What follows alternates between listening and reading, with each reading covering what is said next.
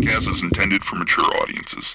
The views and opinions expressed are those of the panelists and do not reflect in any way those of the podcast partners, sponsors, or affiliates. Enjoy.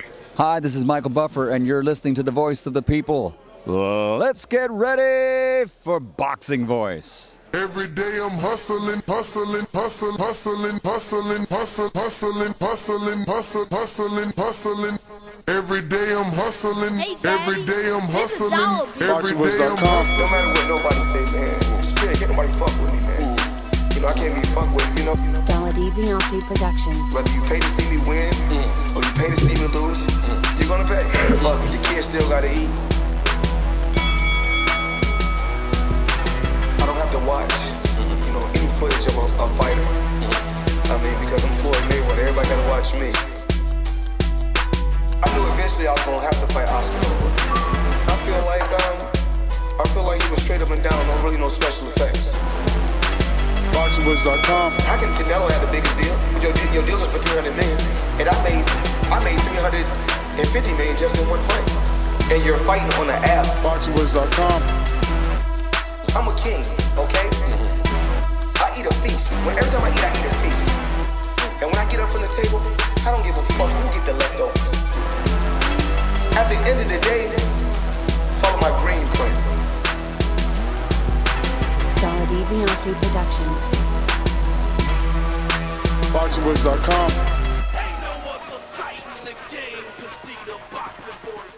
What up, what up, what up? Welcome back, man. This is like numero cuatro or cinco, but the news just keeps flowing in, and you know what I mean? When you love the sport, you got to talk, and we're here to talk the heavyweight division. You know, we had some conversations about this division today and how important it was, and if Tyson Fury could beat AJ, how his trainer would win Trainer of the Year in an earlier discussion.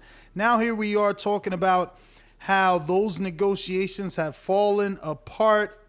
Yo, Tyson Fury has come out on social media and basically blamed Anthony Joshua. He said they had a year to get this done, and they haven't been able to get it done, so he's moving on. He's looking to fight 2 times this year, and it's not named AJ or Wilder. So this fight that all over mainstream media was being reported as done deal, soon to be announced. It's done. We agreed in principle. We agreed to the money. Everybody agreed. I mean, we had so many headlines, so many UK dudes telling us this was a dunny. And then here we are, right out the horse's mouth, Tyson Fury decides to let us know it's not done. And in fact, he thinks that Anthony Joshua, and I quote, Anthony Joshua, don't be a chicken like you did versus Deontay Wilder. Come out and meet me for battle. Let me show you what a boss is. Chicken, chicken, chicken any day, twice a week on Sunday. Hashtag you big Dasa. Then AJ comes back and says, Anthony Joshua, if Tyson Fury is serious, which I think he is, he'll know where to come and find the boss. Home turf, Middle East, back garden. I don't mind where. I'm just ready to fight. I want that belt. I want to compete with Fury. Now, we know when guys take to social media, they weren't happy about something. And even though Fury hadn't told us what it was, I think AJ let the cat out the bag by saying that location didn't matter. Basically is what I'm interpreting from his message just says home turf, Middle East, back garden, meaning in the UK, in the Middle East, or in Eddie's garden, it doesn't matter, I'll fight you. So I wonder if there was a hiccup on where this fight was going to happen. But I think Fury's earlier message is the most important one, where he states that, this has been ongoing negotiations for like a year now, And he feels that it's time to move on. He feels that, if it wasn't going to happen, it ain't going to happen. It's been a year with the back and forth, and they've been able to get nowhere, despite telling us in the media every day that they could that this was a done deal. Now, I'm pulling up Tyson Fury's quote here where he says, and I quote, "They've had a full year to make the Anthony Joshua fight happen, and it hasn't happened as of yet. We're no further forward than we were a year ago.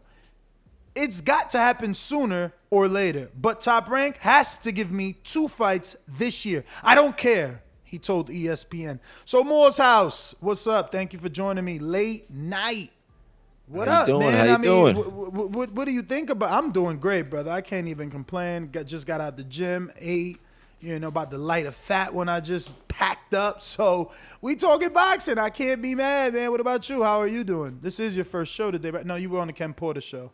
Yeah, all quiet. But did you get a chance to watch the interview or just read the interview out? Nah, just read it. Are we missing something? Some context missing there? No, I mean, it was kind of like, to me, it seems like if you want to see this fight, AJ Fury, don't panic too much. I think this is just the promotion starting. Okay. I think, me personally, I think the big announcement is going to come after the Canelo fight, the beginning of next week. And, yeah, so I think it's just the games are starting to begin. That's all.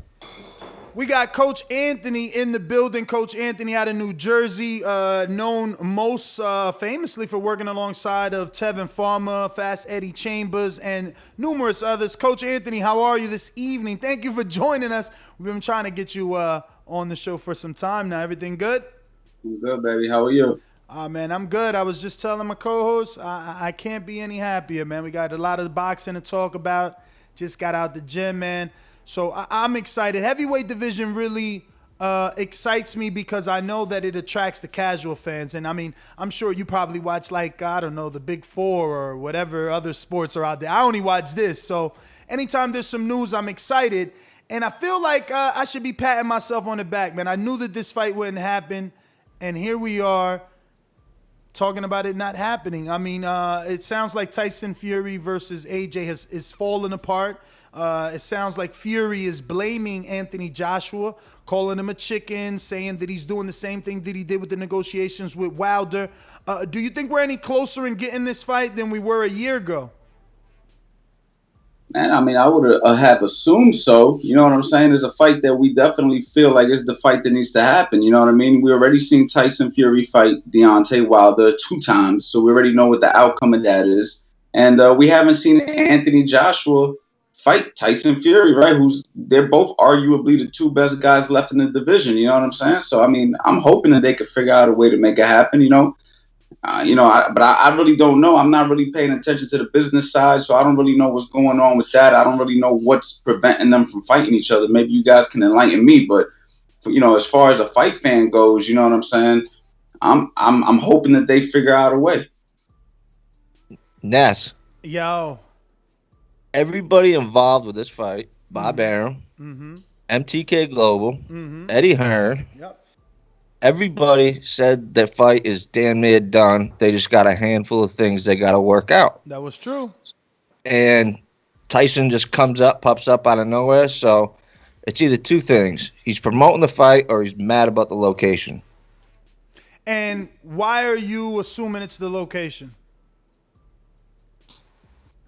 Just because I didn't see that tweet until you just read it from Joshua, but that's the only thing, even though Fury didn't mention any of that in the interview that he did with ESPN. But, yeah, man, I still think the fight goes ahead. So, Coach Anthony, what Dave is talking about is a tweet, a quote from the article where Tyson Fury says, and I quote, they've had a full year to make the Anthony Joshua fight happen, and it hasn't happened as of yet. We're no further forward than we were a year ago. It's got to happen sooner than later, but Top Rank has to give me 2 fights this year. I don't care. So basically, he's saying he's moving on. You know, the negotiations weren't able to get hammered out, but he can't be idle anymore. He's been out of the ring for a year, and he wants at least 2 fights from Top Rank, not named Anthony Joshua this year. So Dave is saying that it could be the location because of this quote from Joshua, who says, where are we with that quote? Oops. All right. He said, here it is. Sorry. Okay. He says, if Tyson Fury is serious, which I think he is, he'll know where to come and find the boss. Home turf, Middle East, back garden. I don't mind where. I'm just ready to fight. I want that belt. I want to compete with Fury. So we're kind of like guessing that he's insinuating that it doesn't matter where it'll happen. He's making it clear it could be in the Middle East, it could be back in Eddie's garden, or it could be in the UK where they both have home turf. He just wants to fight. So it kind of gives us the feeling like that might have been a hiccup for the promotion, which it shouldn't have been, since, you know, Bob Arum and Eddie were saying that the Middle East were going to, you know, basically pay the heavy site fee for this fight. But they're in the media and they're going back and forth. And it reminds me of Anthony Joshua and Deontay Wilder all over again. I don't know about you guys. Yeah, I mean, it kind of could be something like that. I really hope not, though. You know what I mean? Because that's a fight that I really want to see. You know what I mean? Because Anthony Joshua possesses the skills that can give Tyson Fury some trouble. I think Tyson Fury is overall the better fighter. But, you know, I think that if Deontay Wilder could land that right hand, I don't see why Anthony Joshua wouldn't be able to land that shot. So it's a very intriguing fight for me. Even though I lean toward Fury, it's hard for me to believe that Fury doesn't want the fight to happen, because he's been calling out Anthony Joshua now for quite some time. So it's very difficult for me to believe that he's the one who's avoiding the fight. So it just sounds like it might be some politics there that we don't know about. It also sounds like maybe they're trying to get the people more involved so they can make more money. Maybe COVID-19 is throwing a monkey wrench in there somewhere. I don't know. You know what I mean? It's hard to tell. I'm a bit of the resident AJ detractor, the hater, however you want to paint me. But I mean, the fact that Fury was able to have fairly simple negotiations with Deontay Wilder, when with AJ and Wilder it just couldn't happen.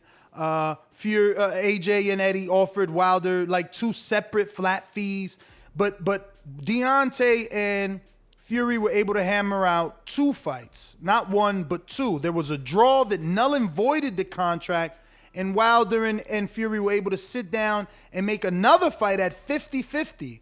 Now, this third fight has proven to be a bit of an issue, but it's just showing Fury's track record, right? He fought Vlad when Vlad had 12 years defending. Then he goes and fights the new monster in Wilder. I find it hard to believe that he's the issue. We can't get this AJ fight.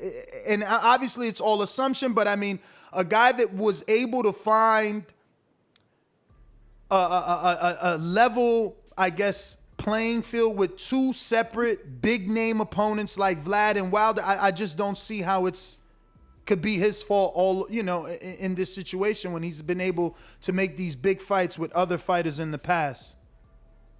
Well, you know Tyson Fury, he doesn't know whether he's coming or going some days. In this interview today, he said it was neither his fault nor Joshua's fault why this fight was not happening. It was everything outside of just the 2 fighters. And then in the next sentence, he says, AJ's scared I can beat him with one arm, with one hand tied behind my back. So, I mean, Tyson, what you hear from Tyson Fury, you really can't take it to the bank, unfortunately. That is true, man. I mean, he leaves the door open for you to believe that it can be like business, but then he turns around and calls him a chicken and says that he's doing the same thing he did to Wilder. And that's exactly kind of what has everybody, with their hands in the air. Like, is it AJ? that doesn't want this fight, which doesn't make sense. It's an undisputed matchup. I mean, we haven't seen that in a long time. But I want to go back to Coach Ant, man. You said if Wilder could land, AJ could land that right hand. But what we seen from Fury is growth. He started to roll with that right hand in that second fight. The first one, he got caught in round 9 and obviously in 10 and 12 again. But in that second fight, those punches didn't affect him at all, and he rolled with those right hands. So, he showed levels and adjustment, and Wilder is the bigger puncher. Why do you think AJ's right hand will land and do damage? Well, in the first fight, in reality, Fury was actually rolling and doing a lot of those things that you mentioned him doing in the second fight. He boxed beautifully in the first fight. He just happened to get caught 2 times in the fight. And arguably in that 12th round, you could have waived that fight. But, of course, we all saw what happened. He got up or whatever.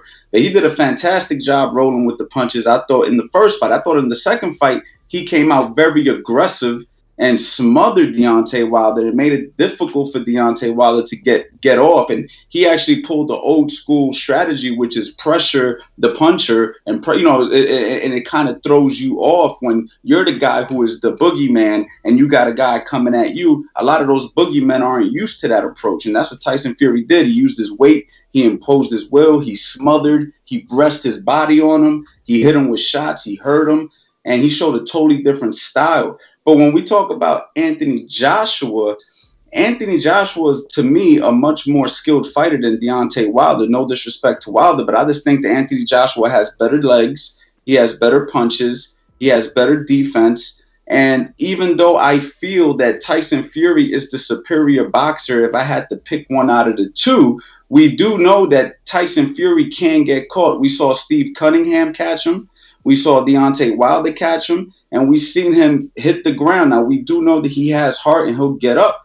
But at the end of the day, when you got a guy in front of you who's, 240 pounds or 250 or even 220, 230, whatever, these are big men, these are big men, and these guys are strong and they know how to punch.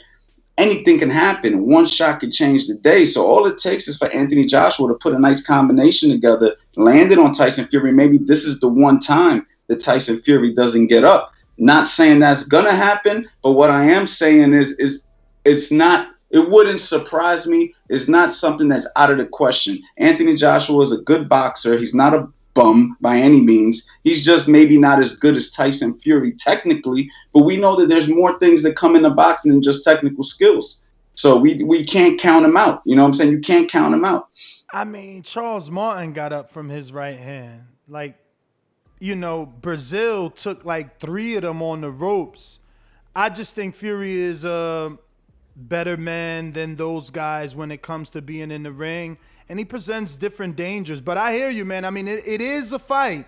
It is a fight. But I would choose the power of Wilder over AJ's. Now, as a coach, are you saying that AJ delivers the right hand more precisely or accurately, and that's why it'll have a different effect? Or you just saying the right hand? Yeah, he's a little more precise. He has better punches, better technique. He has better legs. He actually can move a little bit. So Anthony Joshua, just overall as a boxer, is a much more technically sound boxer than Deontay Wilder. Now, I don't know if he possesses the same kind of punching power that Deontay Wilder does. We all know that Deontay Wilder, that's what made him such a threat in the division, is that he had that monsterful right hand, and he probably still does. But his technique is so flawed that when Tyson Fury changed the pace on him, he kind of exposed them, so to speak, in a lot of ways. And I think a lot of boxers know that. And I just believe that Anthony Joshua is just technically better, fundamentally. Not saying he's better than Fury. Like I said, I think Fury's the best heavyweight in the division. But it is still an intriguing fight, especially since he's also a very tall heavyweight. They're about only a few inches apart. So it's not like he's fighting a short guy. He's fighting a guy almost his height. We saw that Anthony Joshua was able to compete very well against Klitschko, even though Klitschko was at the end of the road. At the end of the day, it's still a legend. So I just think that Anthony Joshua, is a legitimate fighter. I don't think that people should just rule him out. I think that it's a good fight.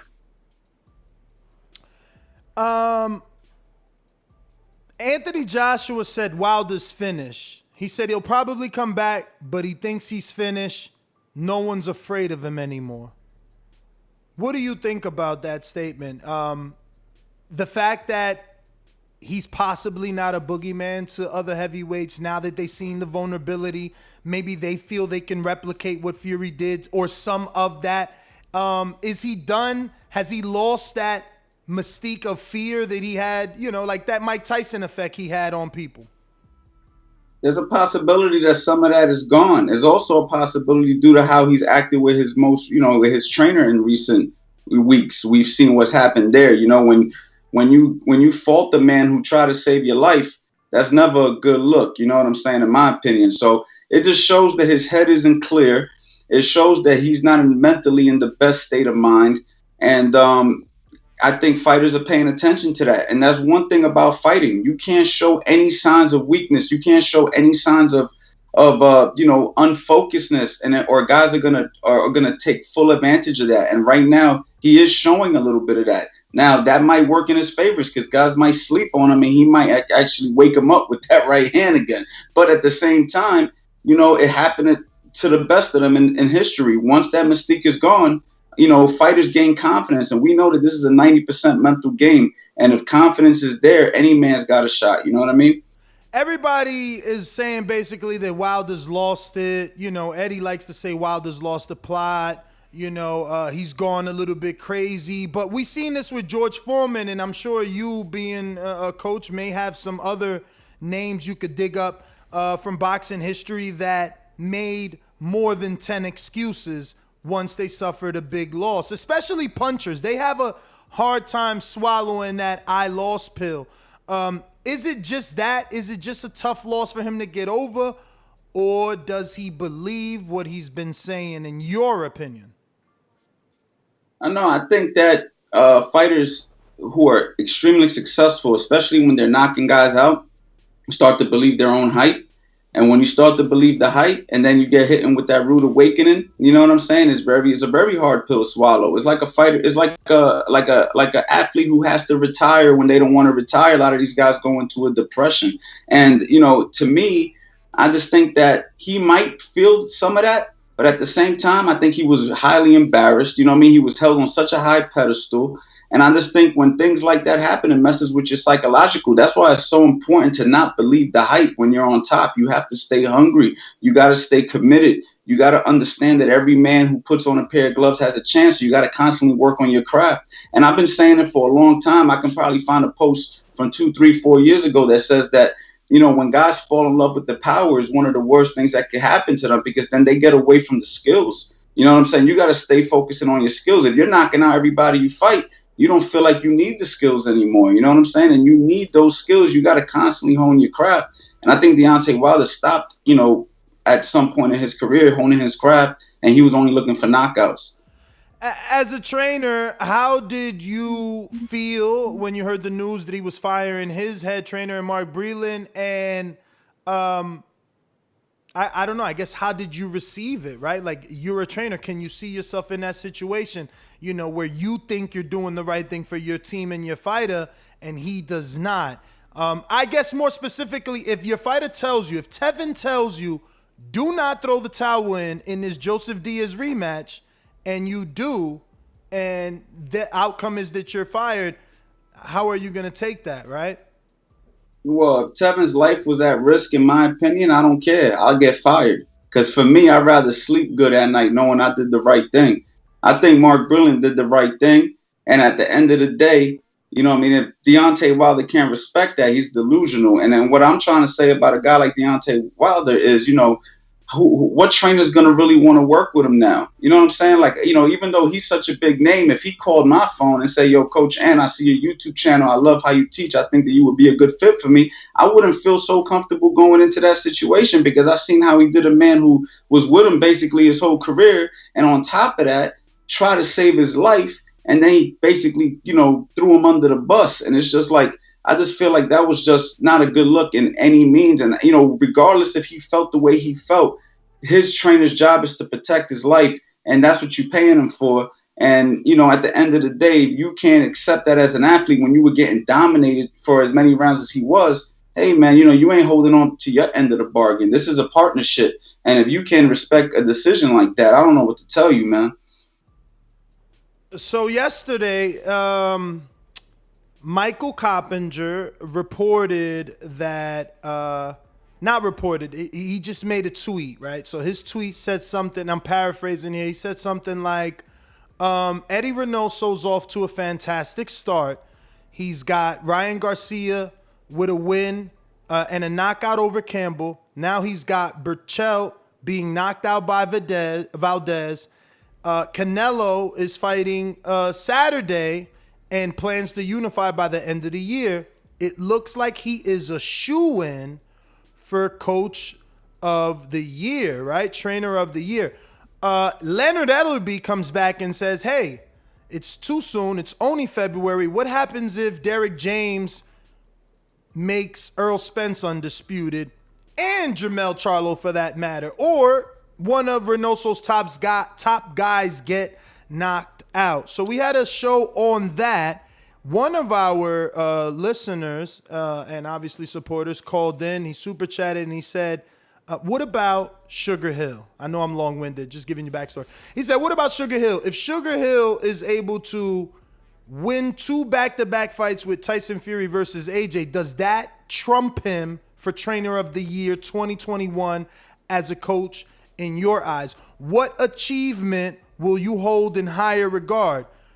Derek taking Mel for that last fight for this year with Castano to be undisputed, or Earl getting in the ring with Crawford and Ugas this year to be undisputed, or Fury and AJ fighting for undisputed and Fury winning, obviously? That's hard, man. I mean, all them guys have a good argument. You know, I think Eddie Reynoso though deserves some credit because he's got Canelo, and Canelo has been a superstar now for some time now. He didn't just become a superstar; he's been a pretty consistent guy. And then you got a guy like Ryan Garcia, who basically looks like he made a transformation overnight. And then you got, you know, this great win over Burchell over the weekend.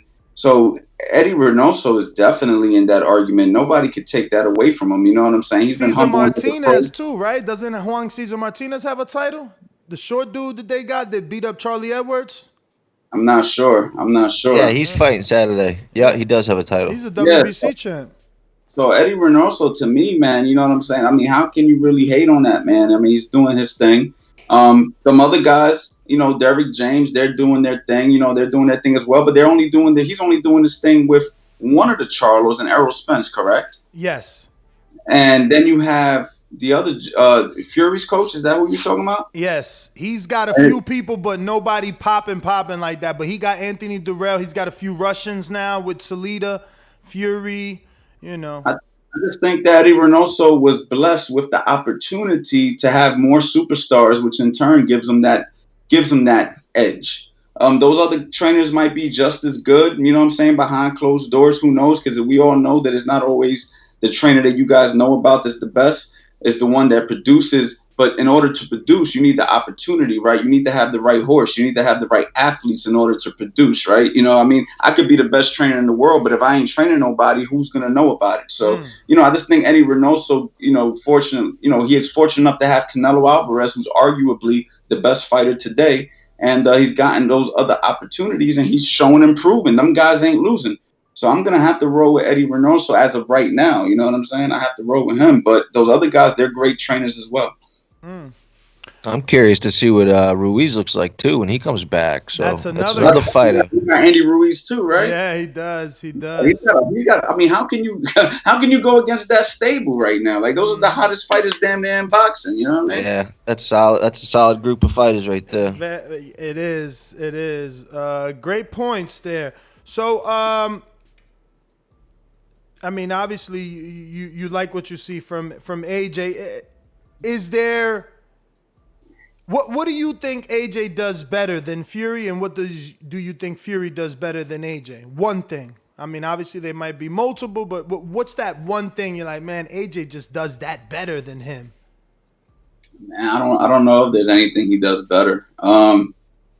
because it seems like, man, honestly, I'ma say footwork, man. I mean, you don't think Fury moves better in the ring? That was the first thought when you said that. I was gonna say because he looked really well against Andy Ruiz when he lost that weight and he started to showcase that he can actually move laterally very well. But Tyson Fury got hella good footwork too, man. And it's like you can't forget that just because that's something that Anthony Joshua does good doesn't necessarily mean he does it better than Fury. I think Fury does everything a little bit better than Anthony Joshua. I just think that Anthony Joshua can get to that home base. I really believe he can get there. Not saying that he's going to knock him out. But if he lands, we've seen Fury go down. So that's why I said he has the tools to get there. Now, how does Fury respond? That's a different story. I think Joshua might have a little bit better combinations in close. Distance, he's got no chance. But I think in close, let the 2s and 3s and 4s go. I think Fury can't keep up with that as far as in tight.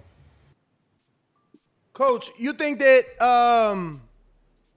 that uppercut that AJ displayed in a couple of his fights is a tool that he'll be able to use against the taller man in Fury? Oh, you know what? Now that you say that, maybe Anthony Joshua has more one-punch power than Fury. I don't know if Fury's that big of a puncher. I think that he's just a guy that breaks you down. So yeah, maybe Anthony Joshua has that one-punch advantage. Like if he lands that one shot, I think he could knock out Fury better than Fury can knock him out. What about that uppercut? You think that AJ can use the uppercut on the taller man in Fury? Would it present itself? An opportunity to place that uppercut? They're on the inside. If Fury gets a little gas or winded, but if Fury plays his distance and uses his defense, I mean, I don't see the uppercut really getting home. Only if they're on the inside and maybe kind of gets caught in a situation, kind of like Damani Rock did over a week or two ago, where he was kind of laying there and then he got clipped. That's really the only way I could see Anthony Joshua getting an uppercut off on Fury. But Fury would have to be getting a little bit winded, tired, a little lazy, unfocused for that to happen. I think if he's alert, I don't think it lands at all. I feel like we've seen Fury do a lot of that in the Cunningham fight. I know that was a long time ago and then it was on NBC, but he was like leaning and putting his weight on Cunningham a lot before he even got, I think after he got knocked down. That's kind of like how he wore Steve out. I don't know that I've seen that before, but yeah, he definitely, I guess he leaned on Wilder, right? Definitely leaned. So, Coach, what's up with you, man? You said you need the right horse in the stable. Any amateurs you working with that'll soon be turning pro? Any new pros you working with that we should know about? Honestly, man, I've just been putting all my energy into Tevin and my personal business, which is the internet courses that I sell, and my YouTube channel. I haven't been taking on too many new fighters. And really it's due to the fact that I'm unsure of where I want to relocate. I'm in the process now of maybe looking at a few different places. And I'm not sure where I want to actually call home right now. So I don't want to commit to anybody. And it wouldn't be fair for me to start working with a fighter now and then say, hey, man, I'm moving, or hey, man, I'm doing this. So, and unfortunately, the amateur boxing program has been so funny up here that, most of the amateurs that I was working with, most of them haven't even fought, So, it's just been really messed up, man. Ever since last year, things have kind of fell off a little bit. But yeah, I'm just me, Tevin, and my business. That's all my focus is for right now. But I am in the near future looking and hoping that I get some opportunities with some new talent. So is that new gym you and Tevin working out like the basement of his house, or that's a whole new location? Nah, he actually, when the pandemic hit, he knew that he needed a way to stay in shape. So he was able to go ahead and open a gym literally in his basement of his house. So I go right to his house. He got everything you need there, everything but a boxing ring. That's the only thing that's missing. But, fortunately, we got some good relationships with some gyms nearby. So when he needs sparring, he can do that easily. But for the most part, heavy bag work, mic work, stuff like that, he does it right in his house. And he has treadmills and a sauna. Bro, he got a nice little setup. That basement looked like it got 10-foot ceilings. Like, I just guessed it was a basement of his house. I wasn't sure, but I seen the beams 16 inches apart. I'm like, man, this might be a basement. or a basement in another building. But damn, that's actually official to have the home gym right downstairs. That's like the rappers with the studio, you know. That's Yeah, what's yeah, up. for sure, and it's good because it helps him keep. If you look at Tevin's really not even out of shape at all. Like for a guy who hasn't fought in over a year, most guys they completely fall off if you give him that kind of a layoff.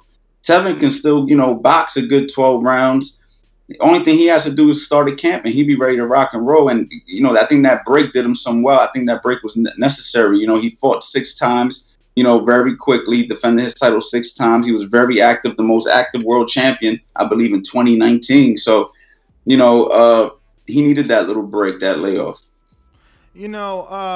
I was just talking to Ken today. We had Ken on an earlier show, and he's got a new guy at 130, Ken Porter, and he's rushing him. I not rushing him, but he's got a lot of fights, and he's fighting every 2 weeks. And I said like, sometimes that's a bad thing. Now here you are saying that it seems like you're insinuating that fighting 6 times in 2019 could have taken a toll on Tevin. Yeah, I think it just depends where a fighter is in their career, right? So like if you're a young fighter and you're trying to build your record, you want to fight a lot. That's very common. You see these pros who are just starting out fighting every month, twice a month. They're going to Mexico, they're going to North Carolina. You're like, damn, this guy just fought. He's fighting next week. But they're building their record. They're not fighting stiff competition. They're fighting guys that they can build their record on. And next thing you know, they're 20-0, and then they're working their way up, the rankings. And that's pretty common protocol.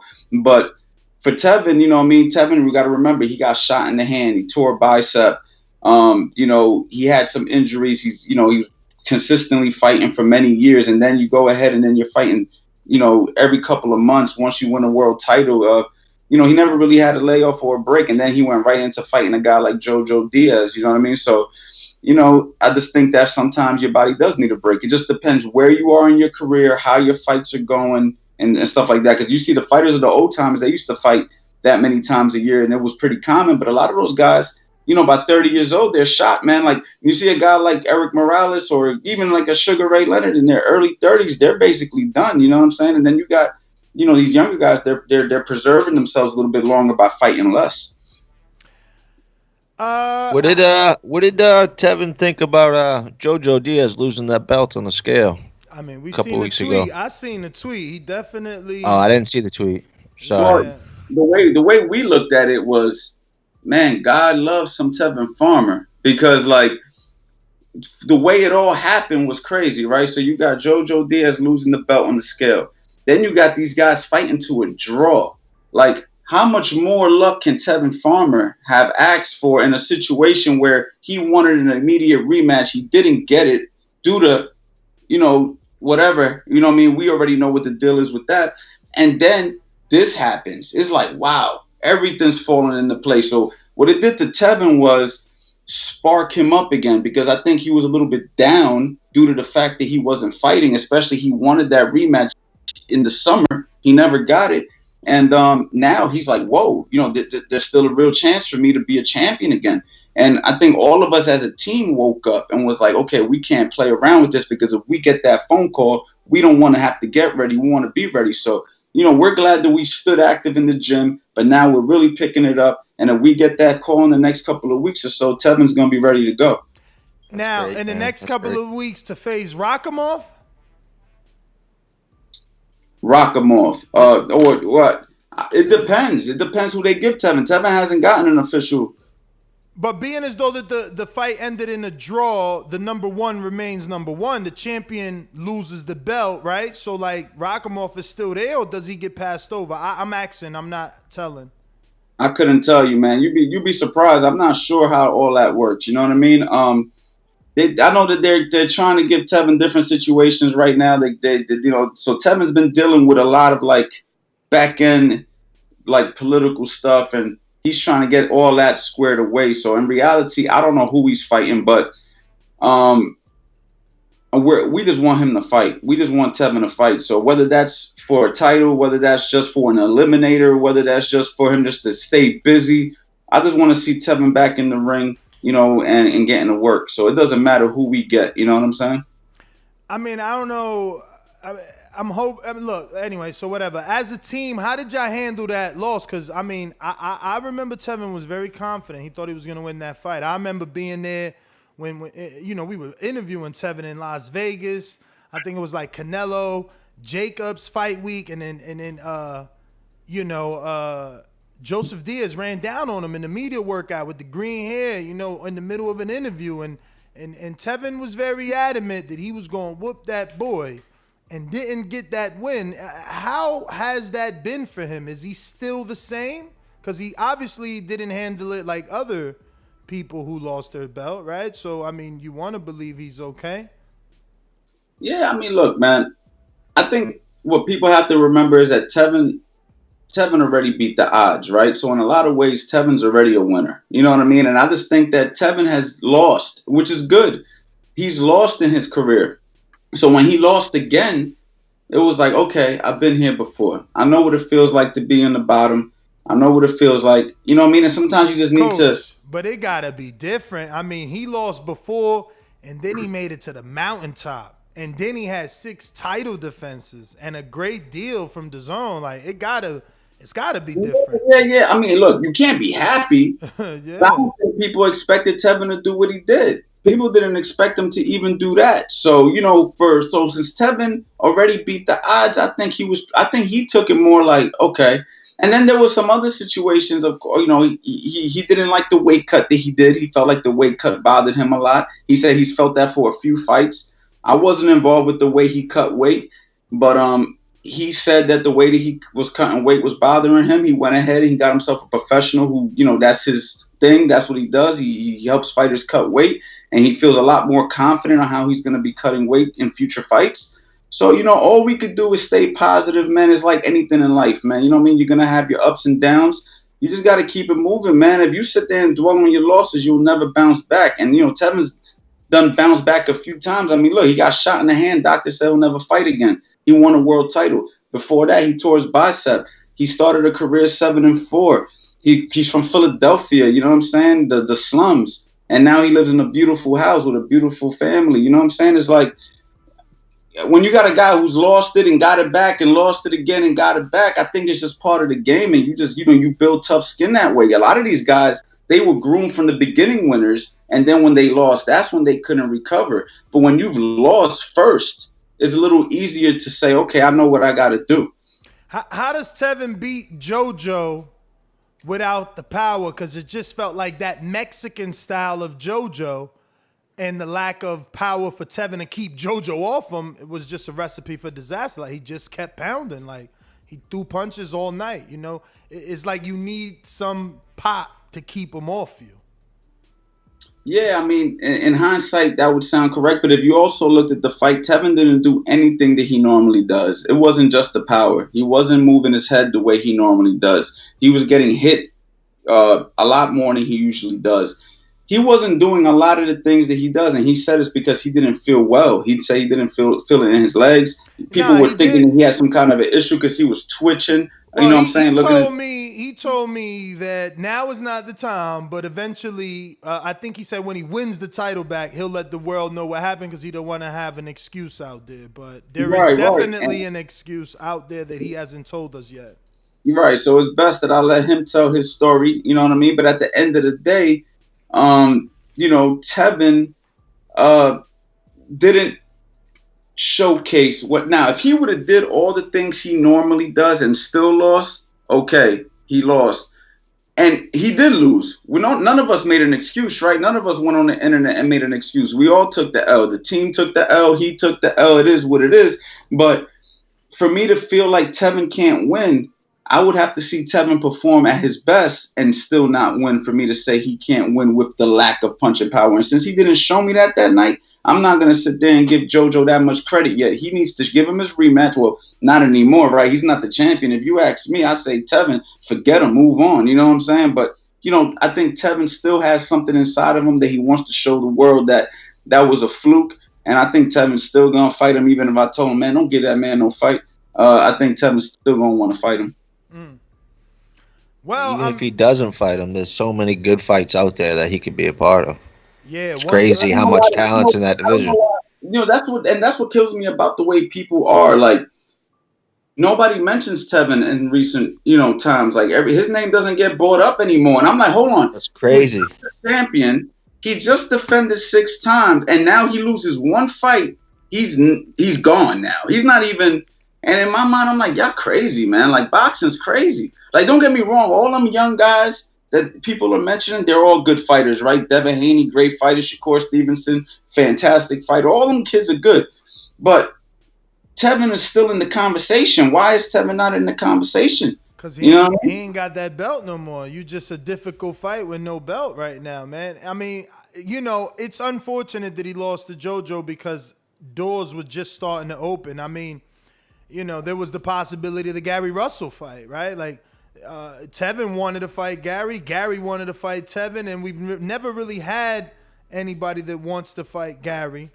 That would have been good, if Tevin could have kept that belt. Now Shakur's up there, Jamel Herring unification. It's a lot, but you need that negotiation trinket, man. It brings a lot to the table, man. Brings a lot. I feel you, but some of them guys was getting credit even with no belt. Gary Russell's still in the conversation after he lost his belt. Shakur Stevenson and Devin Haney, before they won a belt, was in that conversation. So Tevin actually had a belt. He loses the belt, and now he's out of the conversation. Still doesn't make sense to me. Yeah, I mean, but like for Shakur, well, first you said Gary, he lost his belt, but he didn't lose a belt. It was a vacant title shot with Lomachenko that he didn't get, and then after that he beat Johnny Gonzalez, and he ain't lost since, and he's defended like for 5 years or 6 years now. Shakur and Devin gonna get the clout because they undefeated, heavily touted up and comers. When you got that and then they're with big, the one's with Eddie. And the other one is with James Prince and Top Rank. It's just like I didn't even realize. So Gary Russell's a champion right now. He been a champ. I never see this guy fight. When does he fight? Once a year.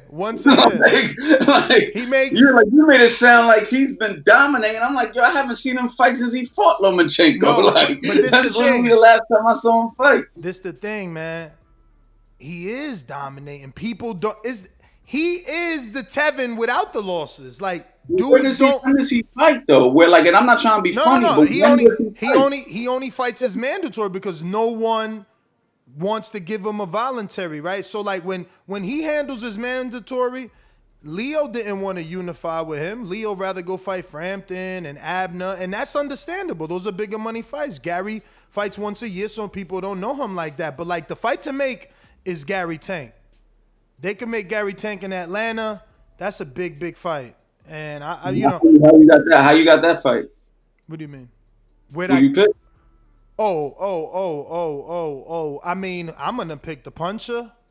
I'm gonna pick the puncher. I'm gonna have to see the smaller man in Gary, who's gonna be moving up to 130 to challenge the champion. I'm gonna have to see him be able to do that. Right now, it would definitely be Tank over Gary. But it's a great fight. Nobody got that energy for Tank other than Tevin, right? Once upon a time, Tevin and Tank was, only Gary talks to Tank that way. That shit needs to be like on Showtime All Access, and that fight will sell. Plus, you mix in the Mayweather thing and all that. It'll move, man. I mean, if not, they could do it in the DMV somewhere, man. I don't know. It's a great fight. I like the fight. I like the fight, man. Gary Russell's a talented guy, man. Unfortunately, to me, he's fell off the radar, but apparently he's still doing very well. I mean, no, you're right. You're right. He's fallen off in the sense that like no one's calling his name, but he's still a champion and he defends his belt once a year versus every mandatory that comes. Like he about to fight Ray Vargas, which will be another tough mandatory, but he beats them all. People thought he was gonna lose the Tug somehow. Tug was this Eastern Europe. Well, no, he's like Mongolian. I don't know. You seen Tug before or no? Nah. Numbayar, no? Well, yeah, everybody thought he was going to lose to him, and, not me. Gary's very fast, and, he beat Tug. He just beats all his mandatories. And remember, people usually in the mandatory position earned their way to that position, you know what I mean? So he beating the guy. He beat Cuadras. everybody that gets to that shot, he'll just get you out the way and go back to sleep and be on Instagram. Actually, he don't go to sleep. He fights once a year and he on Instagram calling everybody out, but nobody answers, man. He wanted some smoke with Bud Crawford. You ain't see that? Yeah, I saw, man. I think he's barking up a tree that he needs to just chill out. Like, you know what I'm saying? Don't get me wrong, he could box, but come on, man.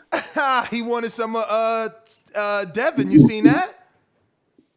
Devin, you said? He wanted Devin. That was almost made. Him and Bill was deep in negotiations. You know, I like that fight better. I think I'd still edge Devin on that fight. I think Devin's got the footwork. I think he's got the range. I think Devin beats him. I don't even give Devin all that. I mean, obviously he has all that, but I would base it sheerly off size. Devin is squeezing to get the 135. He would probably hurt Gary. But Gary did get on Instagram like two days ago maybe and showed on his little digital scale in the gym that he's weighing 143 at the gym while working out, which means, you know, when you working, you losing. So he's gaining. He's really coming to 135. I hope he gets an opportunity. You know, being a WBC champion at 126, I never understood why he didn't just petition to Mauricio Sulaiman like any WBC champion can do to face the champion above, which would have been Burchell. You know, that didn't ever happen either. But you think it's over for Burchell? It was a bad knockout, man. I don't know if you bounce back from that. It's over for Burchell because of his style.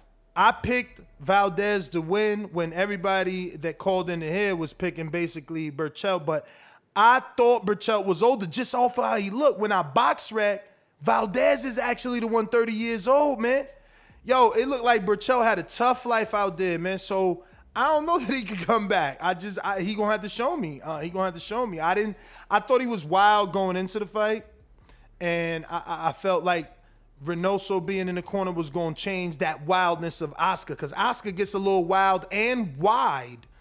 But, man, he was doing his thing, man. I mean, he was hooking the shit out of Burchell from orthodox and southpaw. I mean, he really showed out that night. He did his thing. Oscar had a great fight. Sad that it only did 800,000, man. See, this is what I'm saying. Like, sometimes fighters, like, don't want we lose fights at the negotiation table because of that. Look, only 800,000. You know, like, Bud could fight Kavalaskis and do 2 point something, you know, and Gennady will fight whoever and do like a million, and it's like, damn, these two dudes really was in there fighting and only did 800,000. It's crazy what boxing fans like and don't like. What's your favorite division, Coach? Before I let you go, I don't want to keep you too long. I know it's late on the East. My favorite division, man. Yeah. I'm going to have to probably say like welterweight's my favorite division. It's always really been my favorite division, man. And then middleweight, you know, those are my two favorite divisions, man. And that's probably because that's what I was as an amateur. So yeah, I think like when you're a boxer, you kind of like the division that's closer to your weight. You know what I'm saying? Like I notice bigger guys, their heavyweight division is their favorite. You know what I'm saying? Yeah. So for me, I think it's the welterweight, middleweight division, and I think that's where the talent's at, right? You got Errol Spence, Terrence Crawford, still got you know everybody in that division, man. Boots, you know what I mean, coming up, man. We'll see what Boots does with his next fight. You know, I think he's gonna do well. He got Lipinets next, right? Yeah, that's a good step up for him. So we'll see what he does. How you think he does? Did you watch Lipinets' last fight versus Castillo Clayton from Canada? That I didn't. Last I saw him fight was what, Mikey Garcia? Yeah. That's last I saw him fight, and he looked good in that fight for a little bit. But I think that I just think Boots is just. I think he's up there. I just think he needs his opportunity. Let me ask you something. You being from down there, right? Because like, it's not that I don't believe the Boots hype, but like, how do we know he's gonna be better than the two brothers? I think because he's got his two brothers still in his life, so they're gonna guide him. You know what I'm saying? He's learned from their mistakes. You know what I'm saying? I mean, whatever mistakes they made in their career, he's got a chance to see it firsthand. He saw what they did well, and I think overall, I just think he's the most talented one. I just looking sheerly based off of the stuff that he's actually doing in the ring. Like, I remember when Canelo was coming up, and I was a big Canelo fan. A lot of people around this area wasn't big Canelo fans yet. I'm like, yo, you don't see what he's doing? I'm like, just look at what he's doing, and that's the same thing with Boots. When people say, well, Boots ain't fought nobody, this, that, and the other, I'm like, you're right. I'm like, but just look at what he's doing. You got guys who ain't fought nobody that still don't do that type of stuff that he's doing. So you have to really pay attention to what he's doing in that ring. He's doing stuff that world-class fighters do. And if he could just stay calm enough and not get too excited in his fights, which I think is his number one flaw, if I had to pick one, he's going to go very far. I was just about to ask you that, but I think that's going to be your answer. What you think went wrong in the Van Hidden fight? Yeah, I just think that he just pressed the action so aggressively, and I'm just like, Boots, you don't got to fight that way. Like, don't get me wrong. It's beautiful that you want to knock guys out, and it's exciting, but calm down just a little bit. Let's think about your career here. You know what I mean? I think that's part of the reason why he got headbutted in his last fight. I just think that he just gets a little bit, like, I guess it's so easy for him that he just goes in there and starts, dogging these guys out. But that could backfire at the higher level. You know what I'm saying? He can be winning a few rounds, and then all of a sudden the game changes, the tide changes. So he needs to be able to pace himself. That's really what he needs to work on. So that's the only knock you have on him, is just pacing himself. There's not, like, for instance, you like Fury's footwork, you like AJ's right hand, but so there isn't anything that he needs to work on other than patience, in your opinion, obviously. Yeah, that's it. I mean, of course, you're always going to get better at everything, defense or offense. All that stuff gets constantly worked on. So, I mean, I'm sure there's holes in his game that I haven't really got a chance to see because he hasn't fought nobody that really bought him out yet. But, from what I've seen, it's just the patience level. He gets a little too ahead of himself. And against a guy who has a lot of experience, they start putting him in there with them rugged, tough, hard-nosed guys. Even if he's more skilled, he can end up, gassing himself out or something like that in a fight, or, something. Any of those type of things can happen. But if he learns to pace himself, he'll be all right. He said not too long ago, maybe 90 days ago, that I want to believe, I don't know, Morehouse, do you remember him saying that he was smarter than Crawford and Earl, and that he can beat them both now? Or I know he ended in he can beat them both now, but I think he also said he believes he's more intelligent. Do you remember or no? No? No, Anybody? I don't remember. What about you, Ant? No? You don't remember that quote? I never heard him say it. I've heard people around him say it, but I've never heard it come out of his mouth. And even his father, his trainer, I've heard his father be very humble when they brought those names up. So, I mean, listen, if he did say it, good for him, man. He's supposed to believe that. How does he play out in a fight with Crawford, and then your response to a fight with Earl right now? After Lipinets, he beats Lipinets. He showed you he could be calm and patient. He placed the shots. He stops him to the body because we all know Boots likes to go to the body. He gets a stoppage on Lipinets to the body. Next fight, it's like, yo, coach, I know you don't train me, but look, they giving me Crawford or Earl. Who you telling him to go? Which one is his best chance at getting a title? Who's his best chance at getting a title? That's a really good question. That's a really good question, man. I'm going to have to, if I had to pick one of the two, I'd probably say, all right, let's go ahead and let's fight Errol. I think that he'll do very well with Errol Spence. I think he got a style that could do well with Errol Spence. But then I've also seen Crawford get hit a lot more than expected against lesser guys, in my opinion. So, look, he has a chance against either one of those guys. What those guys bring to the table is experience in the big day. They got the experience on the big night. Skill for skill, Boots can go up against anybody today. But we know that it's not just about skill. It's going to come down to how does Boots perform when the pressure is on at that level. And he has not been at that level yet. So That's why he needs a few more fights just to build that experience, not to build anything that I see skillful that he needs. I think he's there right now. I think he's strong-minded. I think he's tough. I think he could fight.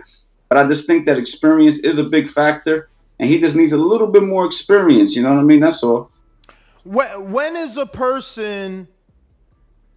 When do you consider like a fighter naturally in that division? And just to give you more context and explain it, like Boots is a natural welterweight. Crawford started at 135. But he's been there since 2017, right? I think now, which is working on his 4th year as a welterweight. Is he considered in a fight with Boots a natural welterweight at this point, or is Boots the bigger man because he's the natural welterweight? I think Boots is the bigger man, honestly. I think Boots is actually bigger than those guys, man. But where did those guys start their career? I know Errol Spence started his career. Yeah, he was 147. He was 152 in the Amis. Yeah, so I think Errol Spence. I think that he's bigger than Crawford for sure. You know what I'm saying? Crawford had to work his way up to that weight. But at the end of the day, Crawford's been at that weight for a while, competing at that high level. So, my question to Boots is just, how do you do when the pressure's on against the top guy? When you look across that ring, and you're fighting a world champion who's been here before, who's already been at the top of the division, and how do you do when you look across that ring and that's who you're fighting? That's the only question. Anything else? There's nothing else to question. He's ready to go. You know what I mean? Have you heard of a kid by the name of Rajan Chance? No. Huh? Yeah, he's got the spar Boots once. He's lighter though. He's from New Jersey. You turned pro, but got like maybe 4 fights now only, but known in the amateurs. I thought you might have heard of him in the amateurs or something. But Coach, man, that's basically it, man. Like I said, I know it's late. Don't want to keep you much longer. Glad we could finally link up, man. Let everybody know your YouTube channel and the schedule on when you drop those videos, man. Because a lot of us on our channel, we got this Border Wars series. I told you one day. Hopefully not. Where are you planning on moving? Out of state, or just you don't know what location in state? Man, I'm looking all over right now. Man. I'm looking at Florida. Yo, I'm looking at I used to live in Jersey when we met. I just moved out here to Florida 3 weeks ago. You should just come out here. I'm over here by the Tampa side. You want to come out here and be business partners? I'm financially ready to get in the gym with you. Let's do it. We need a gym out here, man. Let's go. I'm actually going to Florida on Friday, and I'll be there for 7 days. So I'm flying into South Florida. Oh, you going to the fight? I'm not going to the fight. I could go to the fight, but I don't think I'm going to go. But my family lives in West Palm Beach. Okay. So I'm going down there to go see them. I haven't seen them since this whole craziness happened. And then I'm going to go to Orlando. Wait, so you related to Kevin Cunningham? Nah, I'm joking. He's from West Palm. Yeah. Yeah, he's got a gym in West Palm Beach, you know what I mean? Yeah. And what's crazy? That's where I started boxing, was West Palm Beach, Florida. Okay. That was back in like 1999. So you're originally from Florida? No, I'm originally from New York City. But then I moved to Florida, and since I didn't know nobody in Florida, I started boxing. Yeah. I always liked boxing. I used to check out some gyms in New York, but I never took it serious. When I went to Florida and I ain't have no friends, I'm like, I could really focus on boxing. So then I started boxing, started competing. I was any gym in West Palm Beach, I was in it. You know what I'm saying? So I learned a lot down there. That's what's up. So West Palm, though, damn, that's definitely the other side. So you never got to get it in with Berto, right? How old are you? I'm 37. No, I got a chance to spar with guys like Hasim Uma, Daniel Edward. Okay. Those guys were the guys who were like the superstars of my gym. So I used to look up to them because when I was still an amateur, they was already fighting for the world title. When I was an amateur, Hasim Uma was fighting Jermaine Taylor. He was in your gym, though? Yeah, he was the star of the gym. He was a beast, man. He could take a punch, and he could definitely punch. You got the spar him? Yeah, he helped me when I was first come. Him, a guy named James Labwama, who was an African also, who actually was his mentor Danny Edward, who fought he fought Jermaine Taylor. He lost to Jermaine Taylor, but he fought a Willie Gibbs here in Philadelphia, beat Willie Gibbs, who's Bernard Hopkins' nephew or something like that. Him, all them guys, man. Alexis Trujillo, Vernon Forrest used to come to our gym. Wow. Everybody, man. That was a Lou Duva headquarters back in the day. That's what's up, Coach.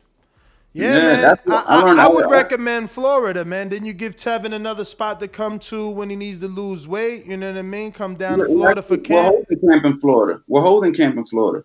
Where? In Orlando. Oh, at Sweatbox? We haven't made a decision what exact gym, but we're going to be in Orlando. You guys are still with Chino or just no longer? Chino's around. Yeah, it's going to be me, Chino. It's going to be me, Chino, and Tevin. Yo, I'm about to hit Chino up, man. Tell him Josue Aguilar. That is the coach of Mike Polite Coffee, the heavyweight that knocked out Damani Rock.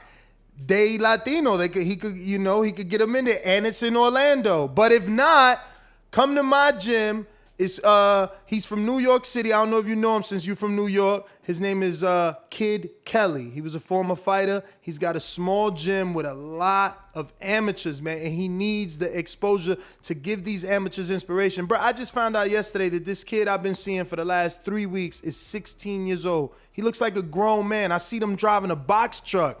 I'm like, bro, how you driving a box truck and you 16? He's like, nah, my mom was in the car. I can't believe he's 16. It's two 16-year-olds in his gym that, I just pray they could stick with it because the one girl is amazing.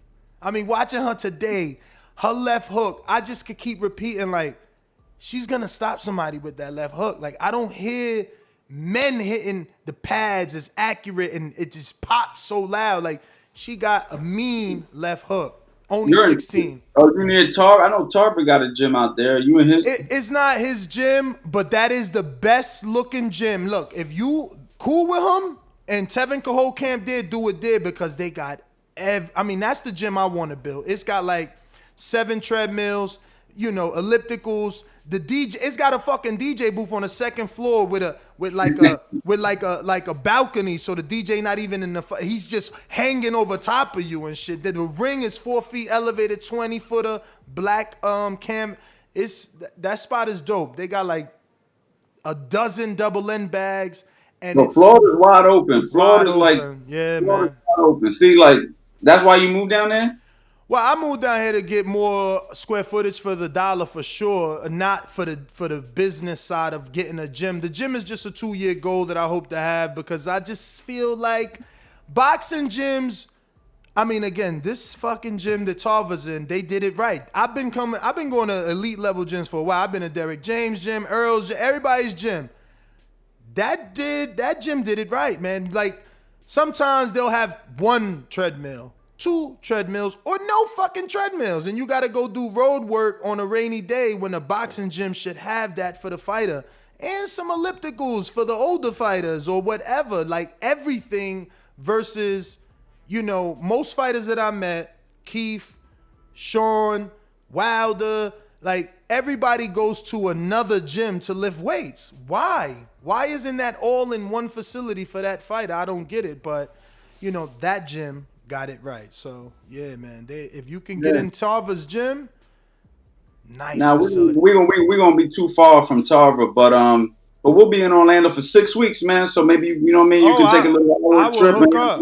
We could definitely I need something to do when I'm down there besides training. So I will come out. You give me the address, I'll come out for sure.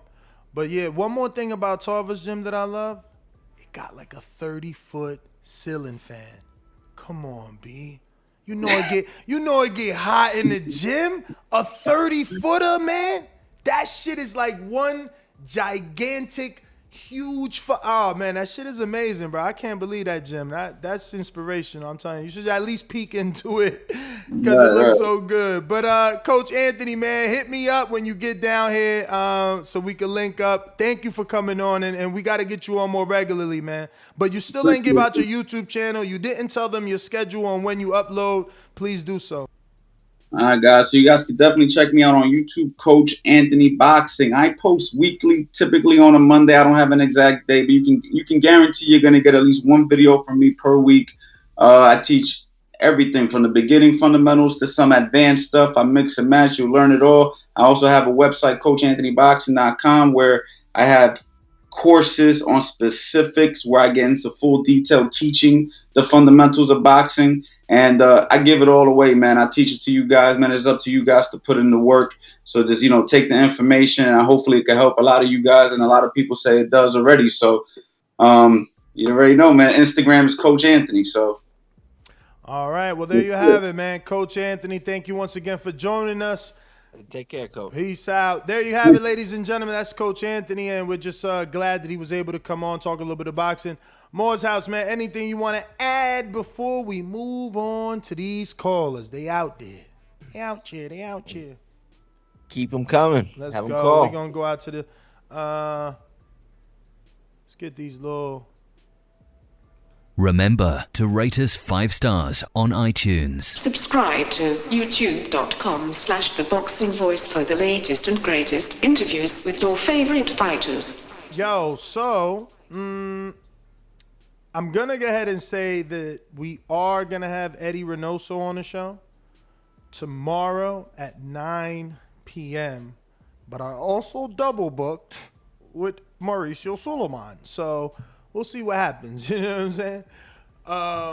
We're also having Erickson Lubin at 8 on the show tomorrow. And at 9:30, we're having 9:30 in the morning. Who's up? Who's up? Next up. That's who's up. Nah, he ain't here though.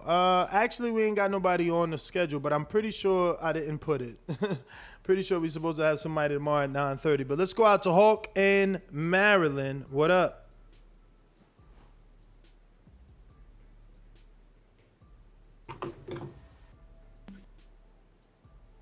Yeah. Hello? What's up, brother? Ain't too much, bro. Hey, man, that was a good interview, bro. But, I also saw Anthony Joshua do an interview today with SkyNews.com. You said a little bit about that clip, but then when he was doing the interview, he was talking like, Boris Johnson over there said that they're going to have their crowds back in June. So he was saying that he's looking at fighting in June. So I don't know. What do you? I saw the Joshua interview with. Said that, you saying? Yeah. In a live interview today, he was talking about Tiger Woods at first, and then they got to talk about the boxing. You got to remember, though, a lot of people always insinuated that there's no way Fury going to fight AJ off that layoff. Like, Fury's the tune-up king. He always take a tune-up, so. He is. No question. Eddie Hearns also today said that even if they do get the fans back in June, that they're not going to be guaranteed 100,000 or 90,000, and you wouldn't be able to risk it that close to that date. Yo, they going to prolong that fight till they can get every single seat sold. They tripping, man. That's true. Nah, it's going Middle East. All right, brother. Well, listen, if you're watching this on YouTube, don't forget to hit that thumbs up button. It's going to help with the visibility of the show. This is the 4th show today. We rocking out. A lot of breaking news, a lot of interviews. So, we had to work, and we hustling. Let me see. Looks like we got Victor in Baltimore. What up? Hey, Ness, what's up? Chilling. Nice interview. I had to follow the guy straight away on Instagram. The guy is very knowledgeable about the sport. He's not a fanboy. He's a coach for real. And going straight into the AJ and Fury fight, I told you, bro, that fight is happening in June. No water fight. AJ Fury, undisputed. They're just trying to get the fans, Fury knows how to put out negative words out there while he goes in and do the business. So he just won the attention. AJ doesn't talk about a fight if he is not really, really sure the business part of that fight is complete. The way AJ is sounding, there's something about it happen, bro. They're going to make an announcement soon. That's what I know. That's my call. All right. I got to schedule some of these guys on this card we're going to be doing in Atlanta, man. Don't forget, we in Atlanta. Flights is booked. We're going to be calling the live fights. And Francis said something about it being like All-Star Weekend or something like that. You know what I'm saying? You know what I'm saying? I don't know nothing about that stuff, you know. Only All-Stars I know are boxers. I couldn't pick out another, sports celebrity if my life depended on it. But let me go to Seattle, Washington's own, the Wiper King. Mr. PBC, baby. BoxingVoice.com. I'm the flyest. Canelo talking about he believes he can win. Go to my kitchen.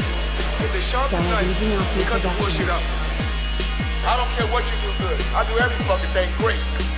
Mr. PBC, baby. Ruin New Orleans. You see the fights on the BPE network.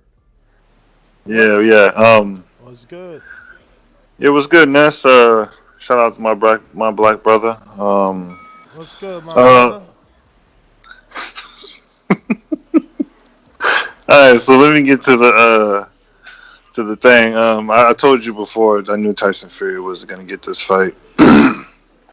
Cheaters don't get what they want; they get what they almost can. I've still got Deontay Wilder, Tyson Fury still happening. And shout out to the person who got on the interview. I think Gary Russell would obviously beat his favorite fighter or whatever that dude is. Tevin? What's his name? Tevin. I think Gary Russell would definitely beat him. Gary Russell beat, damn, I keep forgetting people's names. Jojo Diaz. So yeah, he did. Tevin Farmer don't want that fight. That's why his trainer. His trainer got scared when you mentioned Gary Russell. We should have brought that up. I forgot that Gary beat JoJo, man. Yep. And he can easily take that fight with Gary. And he was saying like, who Gary fought? I don't even know. Yeah, come on, dude. He beat the dude who beat the dude. He did beat the dude. But that's that Anthony Joshua type of mindset, What you mean? Don't look at the people that can beat you. Look at the people you can beat. Oh. And he got scared when he heard Gary Russell, man.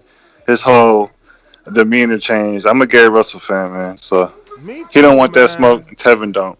That's my call. Me too, man. I want Gary to get a fight, man. I wish he could get some big shit, man, and just put him out there, man. Some big shit, man. Like Valdez right now. He move up and get the Valdez shot because he activated the WBC 126 or what else is big for Gary? I mean, the Devin fight and the Crawford fight, that's big for him, but man, he gonna get killed in them fights, man. He gonna get killed. He can't jump like that. But he said 135, he's coming for sure on the PBC side. Let him take Rolando Romero, man. See what he do with Mr. Rowley, man. What other name is big over there that he could touch? Because they ain't giving him Gary. We've been waiting. They ain't got for nothing that. at 130 for him? I mean, he's moving to 135. He said he gonna jump the whole street. He said, I follow him heavy on it. Yeah, man. He posted it. He's 143. He did a video with a live video showing his weight on a digital scale, the ones that the athletes and the fucking doctors and the veterinarians use. And fuck, man, he was 143 after working out. So they just got Leo over there. Leo. Well, I'm talking 135. He could fight Fortuna. And yo, that's actually the fight.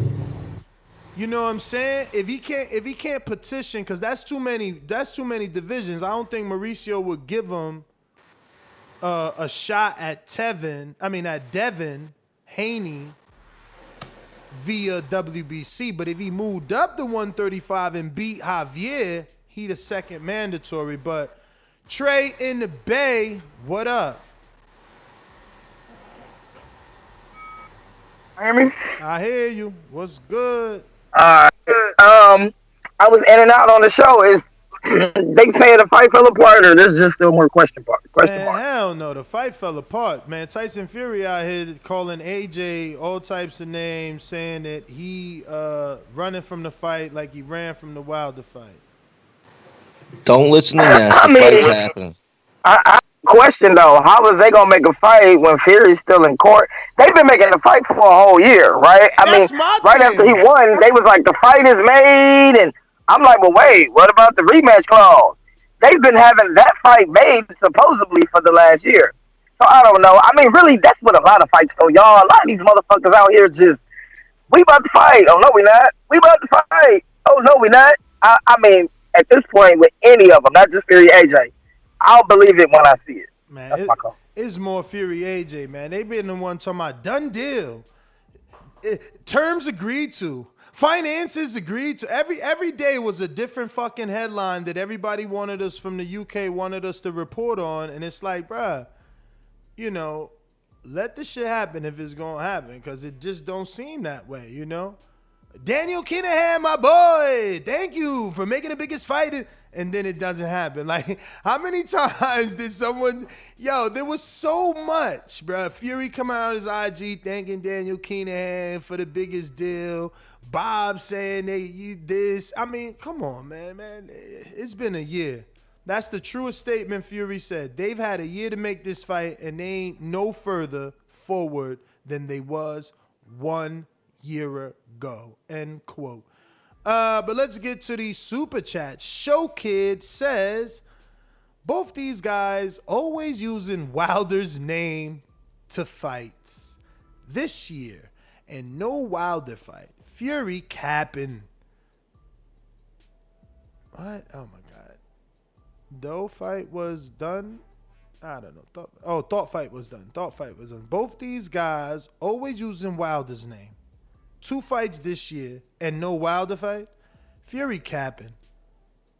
Thought fight was done. Shaking my head. Exactly. My point. Ness. Exactly. Hey, if Top Rank's got 2 fights left with Tyson Fury, you think Bob's just going to let him fight 2 bums and lose even more money on Fury? But does he only got 2 fights left? Yeah, and they got to be this year. Dude, are you sure he only got 2 fights left? That's what Fury said. Look, don't get me wrong. You might be right, because you count Odaber Valley. It was a 5-fight deal. You count what was that dude? Schwartz.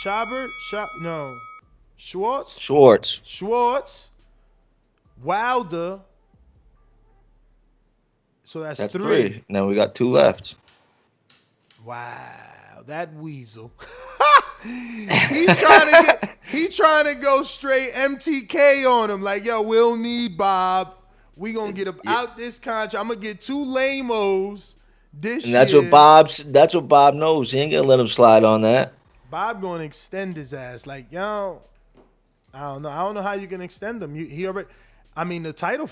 I wonder if there's no way that was in the verbiage, right? Because he had the rematch. Actually, he didn't take it. But I wonder if that verbiage is in a contract for a guy of Tyson Fury's stature. Like, if we get you a title fight, it extends. Hell no. You know? Anyway, moving down the line, we got Info Joe, who's scheduled to be in the building March 13th. He's going to be our official Border Wars announcer.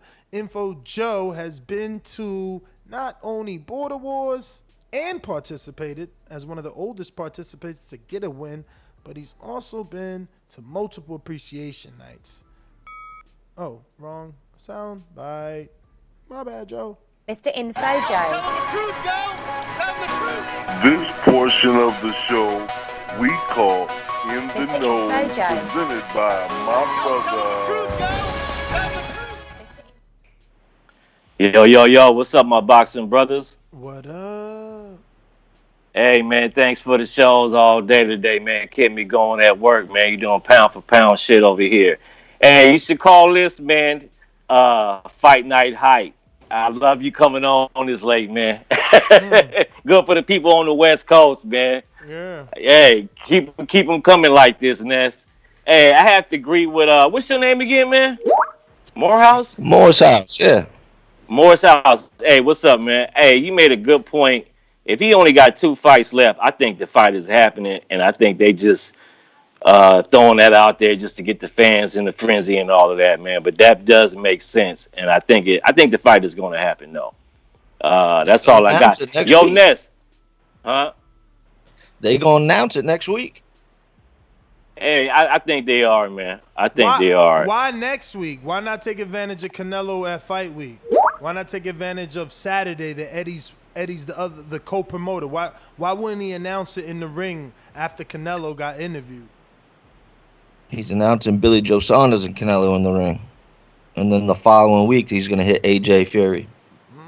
Where though? Where they're gonna come to New York? Like, yo, damn, those days are gone. Remember there used to be press conferences? Jeez Louise, fight game has changed, man. Big time. That's all I got, champs. Border Wars 10, we in there. Yo, Ness, can you text me all the sponsors? I'm getting my. I'm gonna give you a call, man. But can you text me the sponsors, man? I'm just trying to get my. I got some good shit to say, man. I'm gonna run it by you. It's just 2, man. Protect yourself at all times, and IBO. Okay. How about El Camino? Not this time. Okay. Got you. Peace out, champ. Do some more shows like this. For sure. Let's see what my girls say, man. CYP, what up? No pun intended either. Yo, man, I find it funny that they missed the part that Fury said. Fury said, "Don't duck me. Don't run from this fight like you did Wilder." Now it's funny because I don't care about that.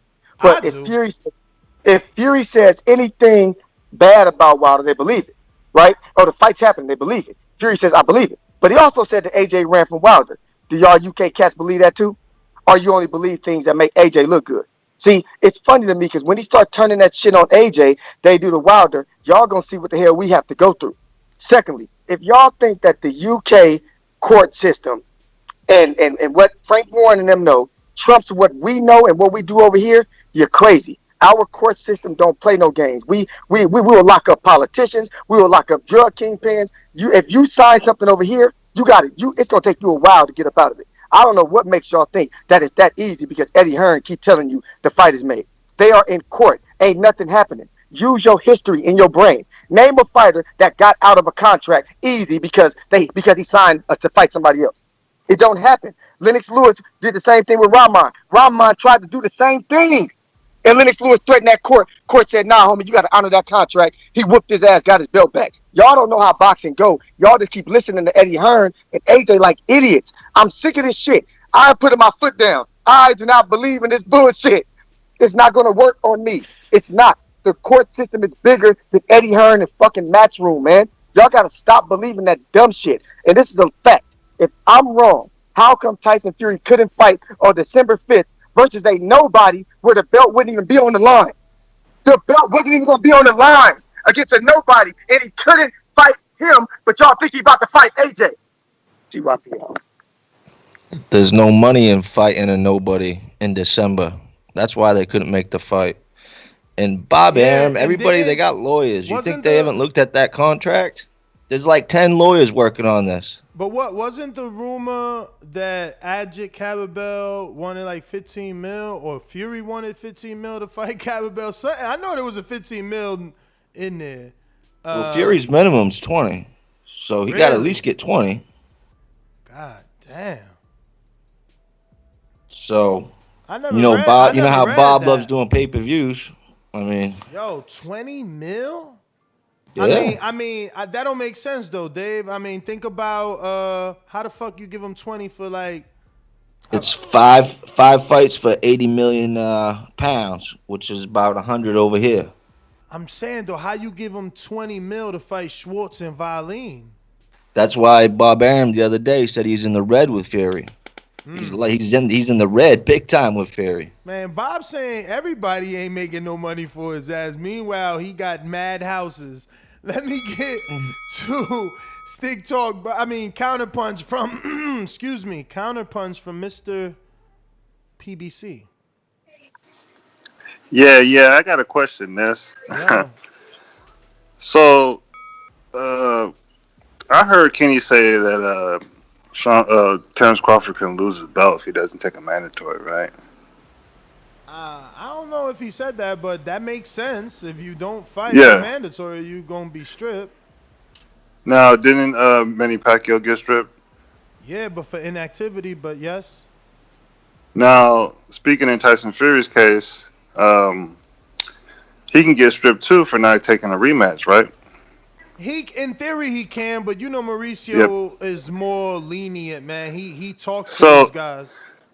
I heard, I think I heard, not I think, but AJ won't fight nobody without a belt. He's here to collect belts. So if Tyson Fury has a situation going on with Deontay Wilder and he can lose that belt, would he want to fight Tyson Fury? No, and he said that in his tweet. He said, "I want the belt." So you know, and Tyson Fury, he and said I remember that in Bob interviews. He said that in and interviews, Bob like, Arum. "Yo, I don't chase the fight. I'm chasing the belt." So And Bob Arum said the biggest thing that can stop the fight is Deontay Wilder's case. So, goes back to he got to still finish that stuff up in the court. That was my call. Bob also said 2 days ago that mediation has been over, but he can't stop other people from going to court. But Deontay Wilder, Tyson Fury, mediation is over, according to Bob Arum, from his mouth. And he said not only is it over, but it's been over. But then he followed up by saying, I can't stop anybody from going to court.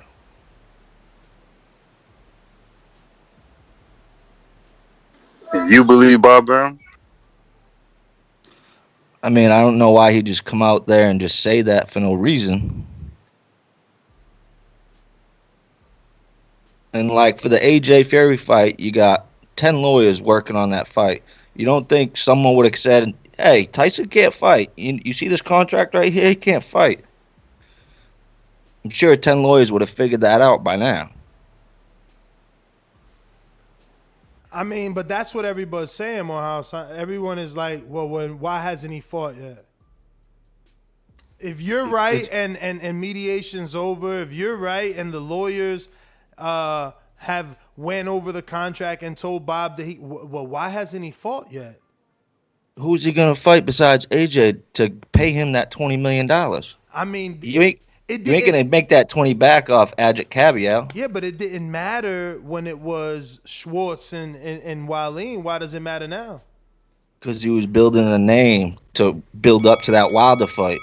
And then once that Wilder fight didn't hit that million, 2.5, then he realized, whoa, we're in trouble. There ain't no more of those fights going to happen. And then when Fury and Wilder fell apart, he said, you got to fight AJ. That's it. My last 2 fights with Tyson Fury, I got to make my money back some way. I hear you. We're going out to Amin in Essex, staying up late with us. What up? Just like the king is what I mean. The king is what I mean.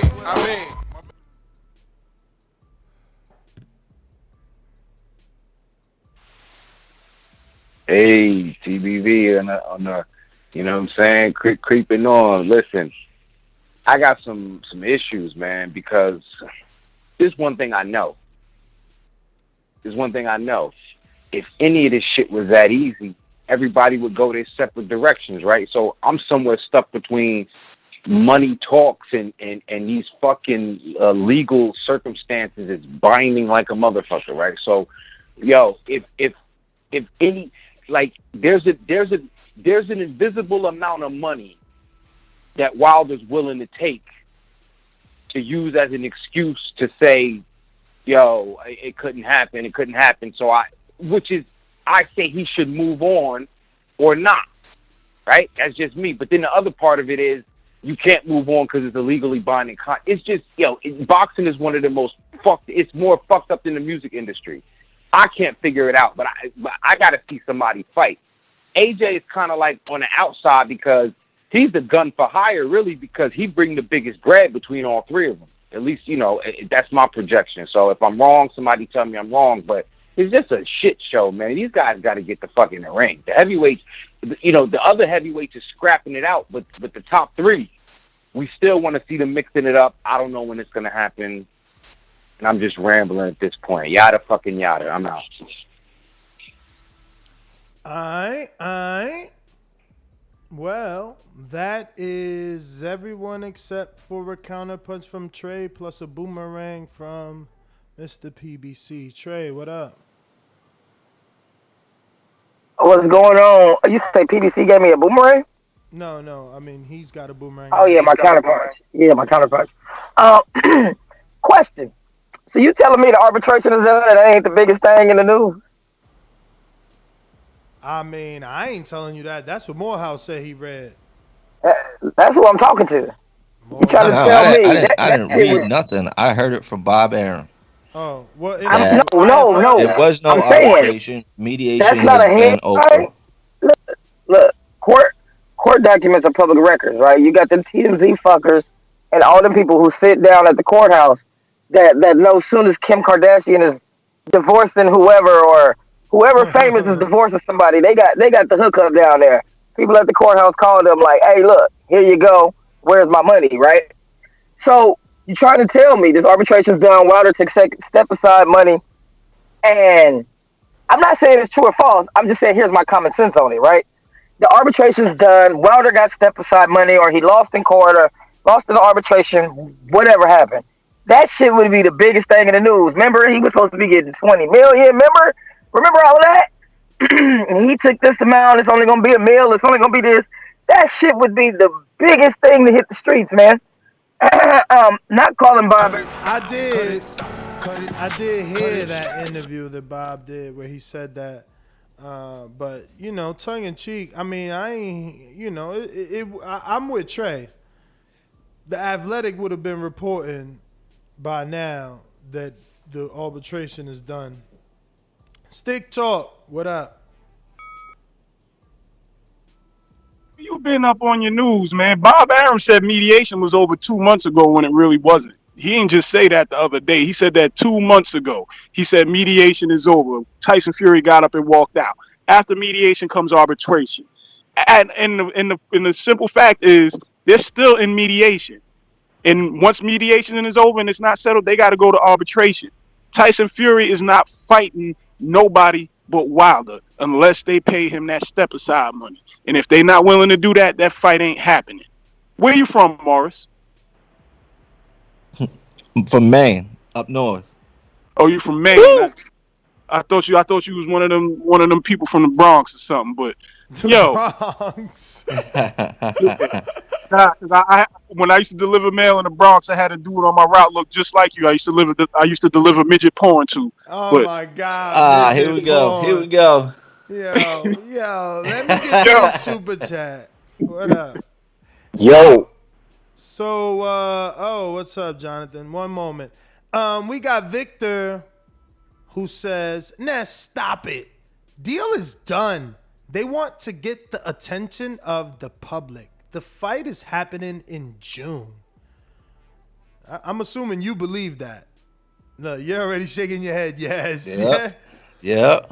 I'm saying it's announced next week. And if it isn't, I'll come on here and eat some crow. I'll take it like a man. But announced next week. You going on the limb. I love it, man. You gotta stand on yours.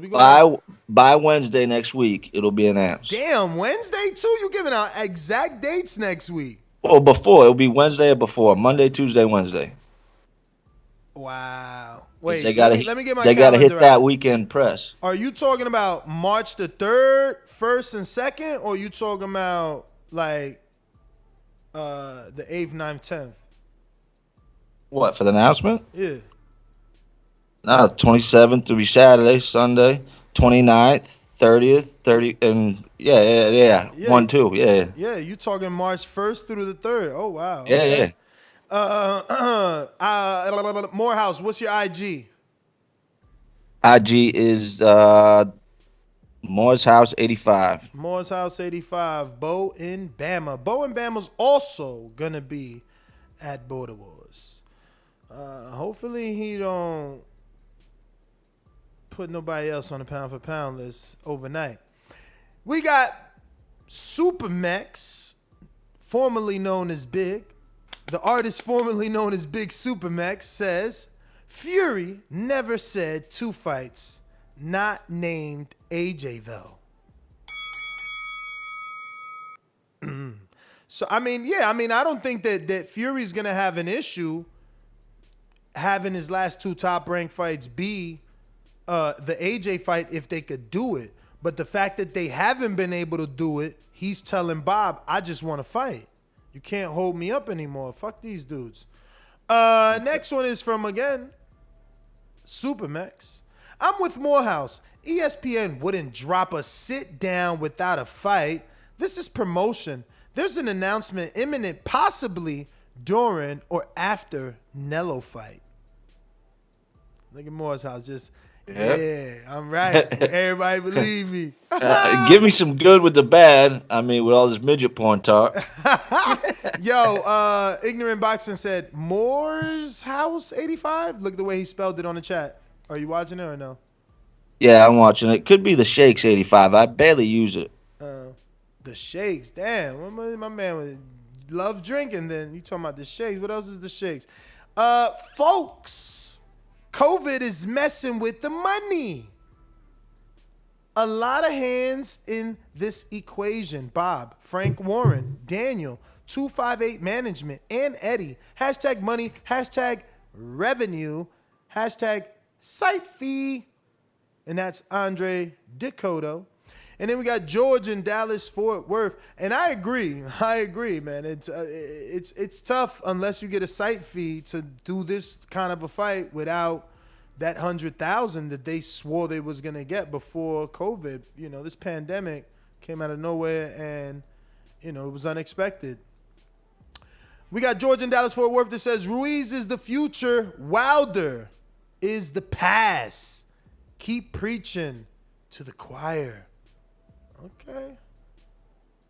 Whoa. Ruiz is the future. Let's see if he's going to be different, man, with the Eddie Reynoso, man. Let's see. Boomerang. He's going to be nice. You think he's going to be nice? So he's stopping Areola, like, boop. Yeah. Not like one punch knockout, but he'll beat him down pretty good. Accumulation stoppage, like ref stoppage. Yeah. I don't know if that's good at this point. Like, Areola's already old, so it's like he's supposed to quit on his stool or something. It would be better to see Ruiz like 1, 2, 3, boom, that big left hook that he knocked out AJ, set that up. Like 1, 2, bam! And Areola is like, yo, I can't continue type of shit. But Mr. PBC, Boomerang. Hey, give my boomerang to somebody. Okay. Jonathan Sims, what up? Yeah, and I'm taking that boomerang. So this is how my call about to go. I'm gonna address something. I'm gonna ask you a question, and then I'll get to the Fury thing. All right. So what I want to address is Ness. Can you do me a favor and stop asking these trainers this dumb question about throwing in the towel? Because they not gonna be honest about it. They gonna lie because they want to be politically correct and not get on the bad side of the public. That's your opinion, though. Now I'm gonna tell you why. Because like Coach Anthony just said, oh, his life is on the line. My guy, his life is on the line every time he gets in the ring. What are you talking about?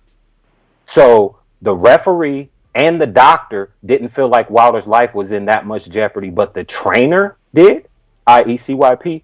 So like, it's just dumb to have this argument. Every time you put a fighter in the ring, his life is on the line. All it takes is one punch. But you're going to take the money, but disobey. I mean low-key, Wilder could sue Breland for insubordination. I'm pretty sure Breland ain't get paid. Remember, the fighter got to get paid, and he got to pay the trainer. But Breland been getting paid previously. That's what I'm saying. You knew from the jump. We all knew since you've been doing word work that Wilder said never throw in the towel. This ain't just a one-year thing. This has been years. So these people are just capping when they say that. That ain't true.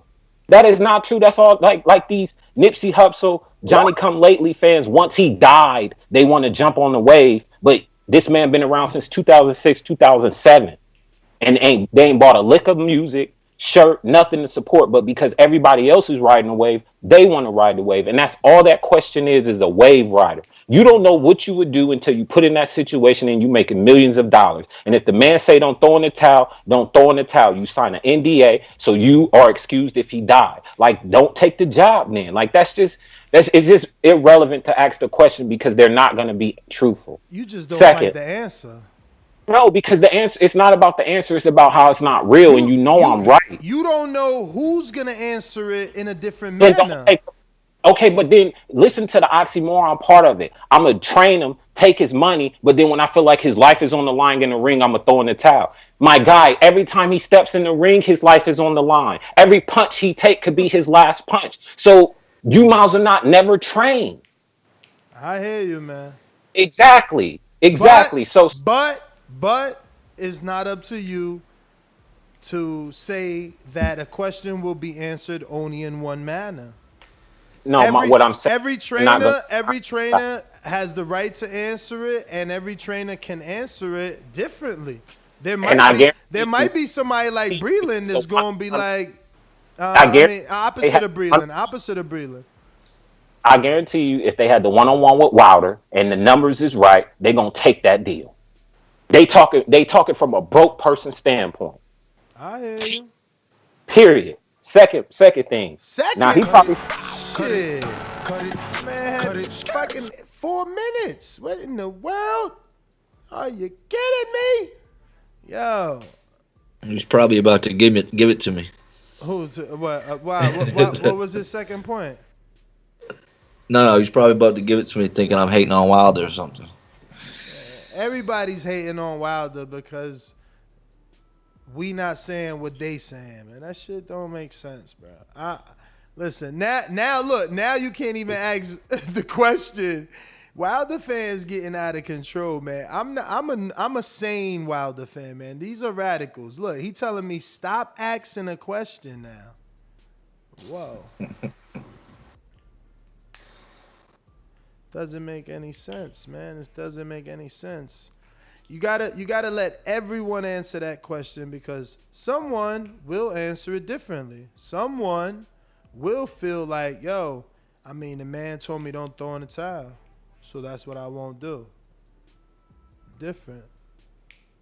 Yeah, CYP, I'm not a Wilder radical like you, bro. You're a fucking radical, man. I can't do that shit. Y'all be wilding out here, man.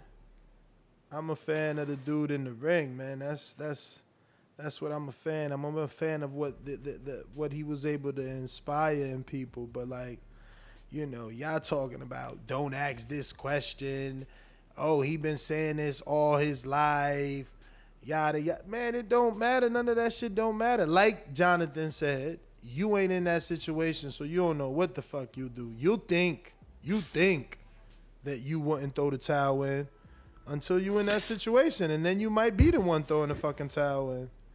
And 90% of fighters out there probably got that same mindset. Don't ever throw the towel in.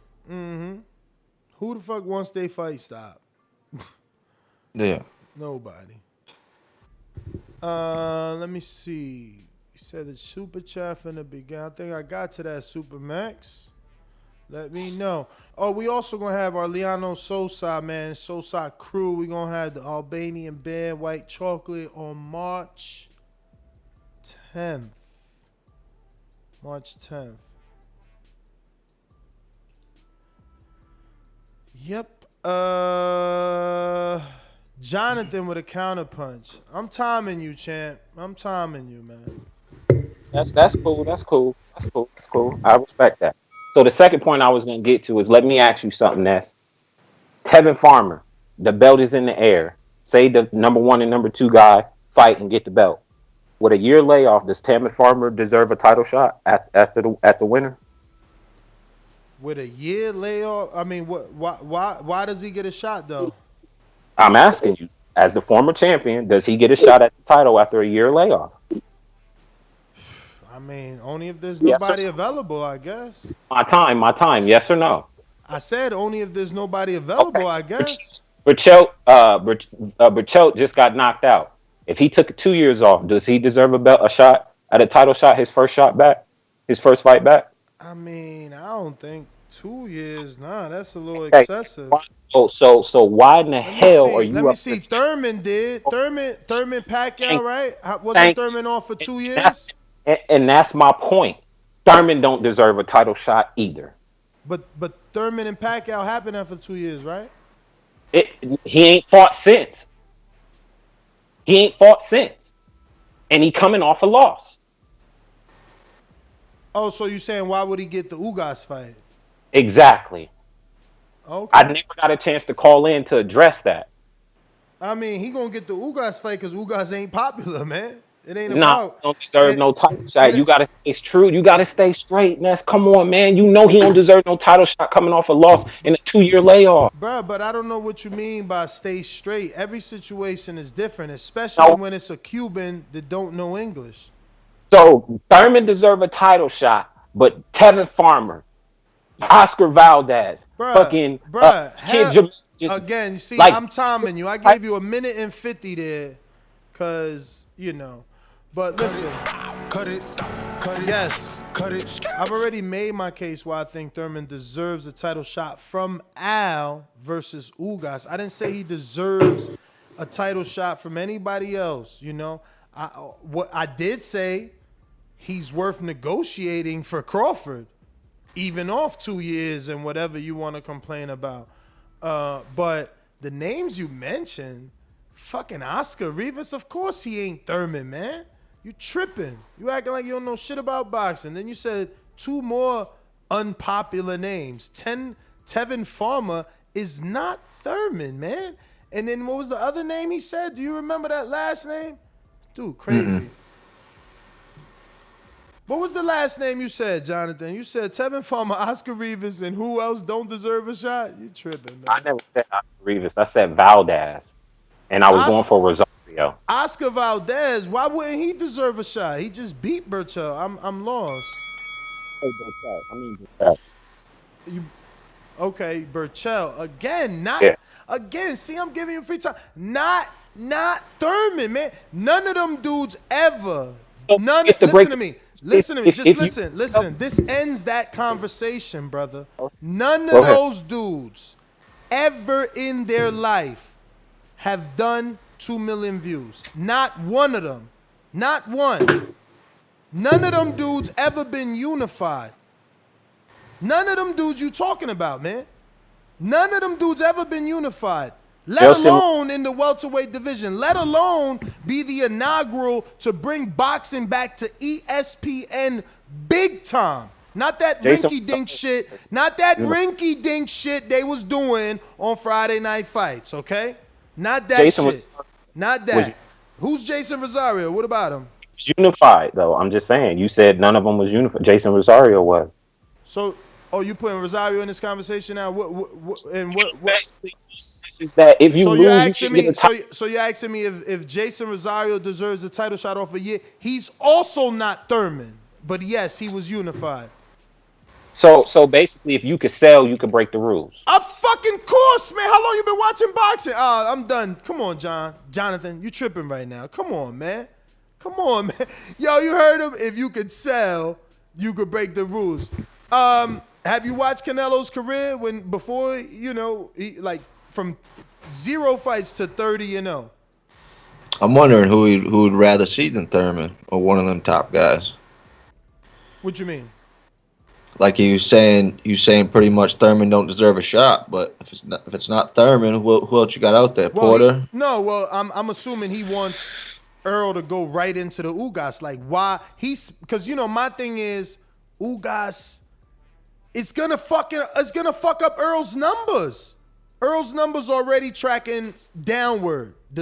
I see where you guys. Yeah, I see where you guys are coming from. If every fight goes on a spreadsheet, it's a downward tick. If you fucking put Ugas at the end of that, it's guaranteed to go down, man. It's guaranteed to go down. You know what I'm saying? So, don't put Ugas at the end of that. Spice that up so that graph shows a spike up versus a spike down. Or at least fucking let's keep it straight. Let's flatline it. Let's stop it from going down. Let's get back at 275. Whatever Porter just did with him, That's what he need Ugas to do. Can it though? Or have Ugas win a good fight. And that's the Thurman fight. And then he gets mad like, oh, why you giving? So his whole call is about, would you give any other champion the same opportunity that you giving Thurman? And every champion ain't built the same is what I'm trying to say, man. Every champ ain't the same. You know what I mean? They just ain't. Look at Pacquiao. He about to get $40 million if it does happen without a belt.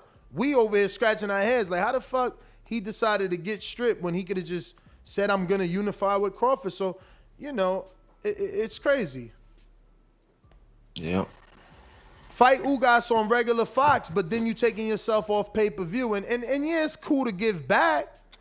But, like, if you just made Ugas a better fighter, he would be a pay-per-view fighter. He just got to beat Thurman, who's there to be beaten. He's there to be beat. He's there to be whooped. Who remembers that? Remember when Virgil Hunter? He's like, he's there to be whooped. Whispering in the corner. Mm-hmm. But we got Idris in the UK. What up?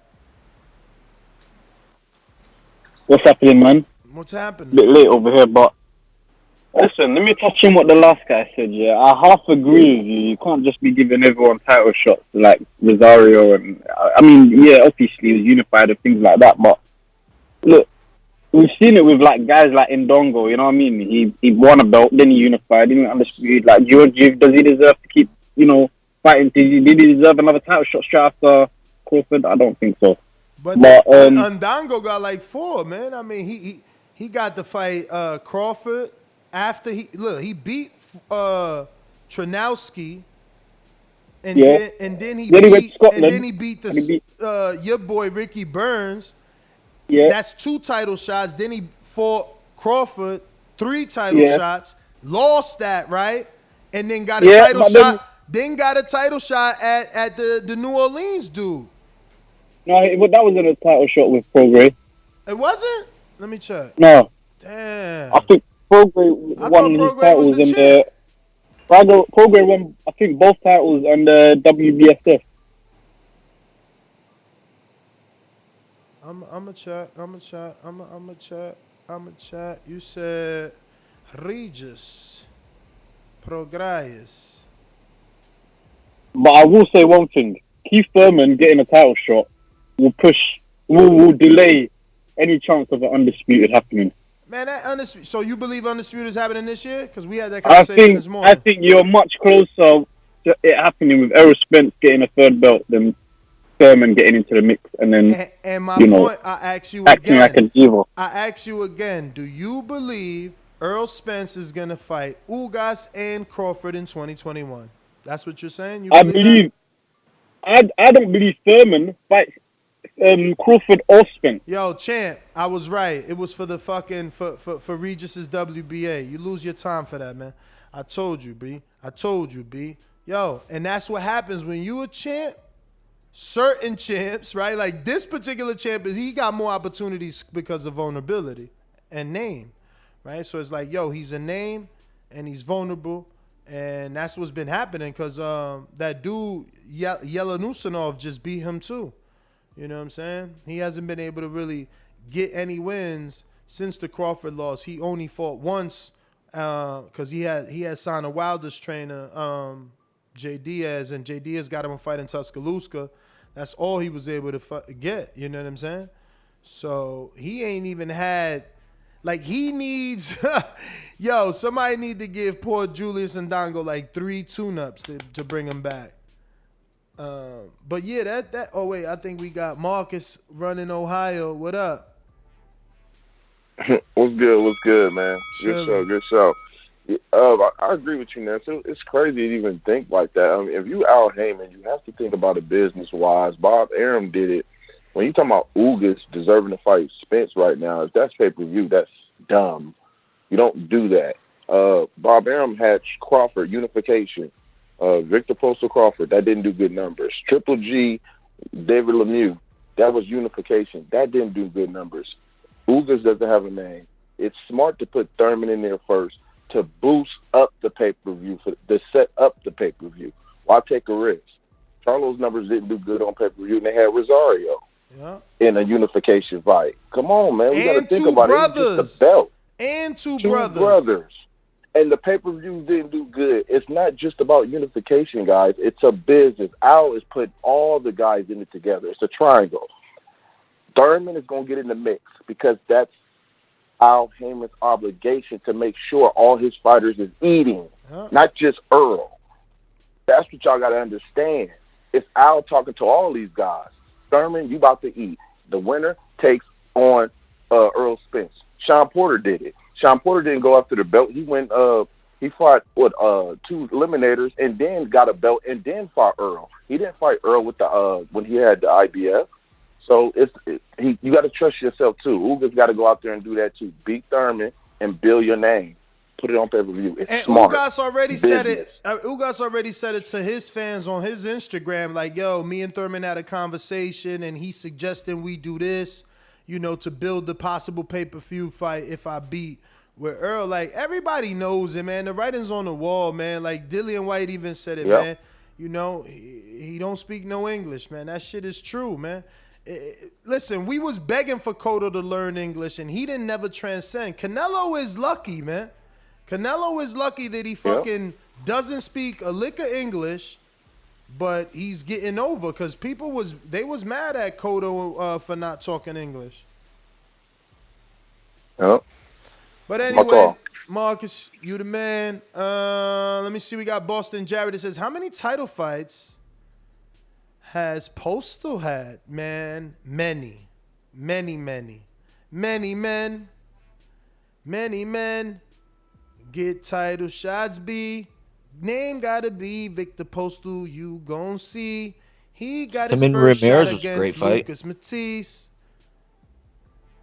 And then, actually, his first real shot was against Lucas. Everything else was vacant internationals. He had a lot of internationals, boy. He was on that international trip. His first real shot was that vacant WBC versus Lucas, and then he lost it in his very next fight. So is he considered a champion? Now that I think about it, these Crawford fans like to talk about Victor Postal, right? But isn't the unwritten rule, we're going to have to start asking fighters and trainers that question out loud to find out, because isn't the unwritten rule, like, if you don't defend your belt, you're not a champ? And that's why, like, Tevin is laughing at what's the name? Like, I even seen his post. If we go to Tevin, I'm pretty sure he's like, you stupid. You ain't even get to defend your belt. You know what I mean? That's kind of like the thing, right? Like, you got to defend your belt to be a champ. I mean, I guess it's not true if you win it from the champ. Like, why the fuck do I got to defend it? But if it's a vacant, right? I don't know. Too bad we won't be able to find out. There's no more callers. We are done. That's GTO, Instagram, and Twitter. Catch us on the next one. Peace. Hey, everybody out there in the TBV fam. Hope you and yours are well. Make sure you come check me out on YouTube, Moore's House. Holla at your boy.